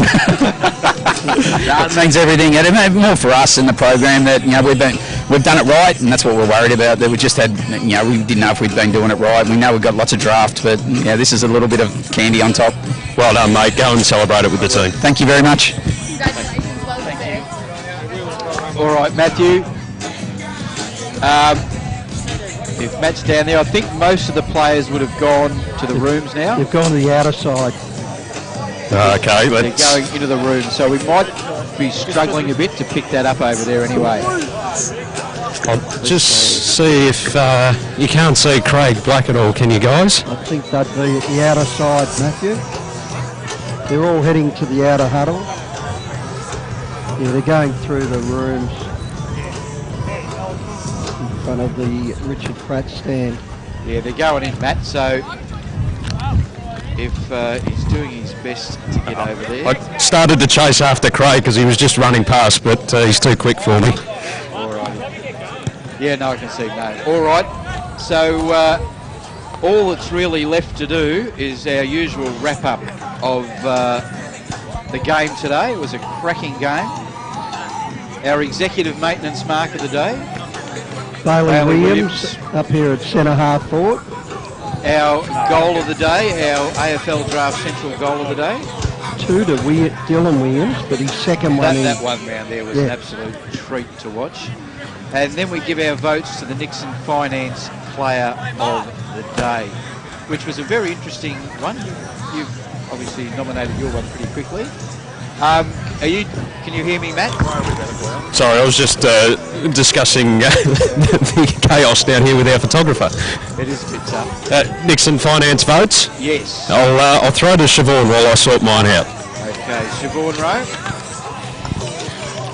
All right, this was a very tough game to actually judge who was best afield in this game. Great contributors all over the ground and certainly an absolute classic grand final. I've given my one vote. Well, this is tough. I'll give one vote to Dylan Williams from the Oakleigh Chargers. I think he was one of the most dominant forwards on the ground throughout the day. He was really impressive. I really liked his game and he's certainly one for us to look out for next year. Very explosive footballer. I gave 2 votes to Campbell Huswaite from the Dandenong Stingrays. I had him as best on ground for today, but I think he was really impressive in the midfield, certainly a captain's performance. I've given 3 votes to Matthew Rowell from the Oakleigh Chargers. He was voted as best on ground, and I think he played a superb game, especially bringing them back into the game for them to only lose by 1 goal. Matthew Rowell was the one that really sparked them when they needed a spark. And I've given my 4 votes and best on ground in the grand final to Sam Fletcher from the Dandenong Stingrays. I just love the way he goes about his footy, really tough midfielder. Gets plenty of the ball and uses it really well. I was really impressed with his game today. So Sam Fletcher, best on ground for mine. I'm going to give 1 vote to Finlay Bain. I thought he was very impressive around the ground today, effectively used the ball as well for the Dandenong Stingrays. 2 votes I'm going to give to Matthew Rowell, was solid today for the Oakleigh Chargers. 3 votes to Ned Cale. I think he provided a very big spark up inside attacking 50 for them today. Created pressure, created a lot of options for them, so he gets my 3 votes. And my 4 votes today go to Sam Sturt. His finish to 2018 has been sensational, and he will be one to watch over the coming weeks, months and years. Mongoose. I gave 1 vote to Zach Foote. I thought he was the class player on the ground. Everything he did right, and really created a lot of drive and took a few chances through the middle of the ground.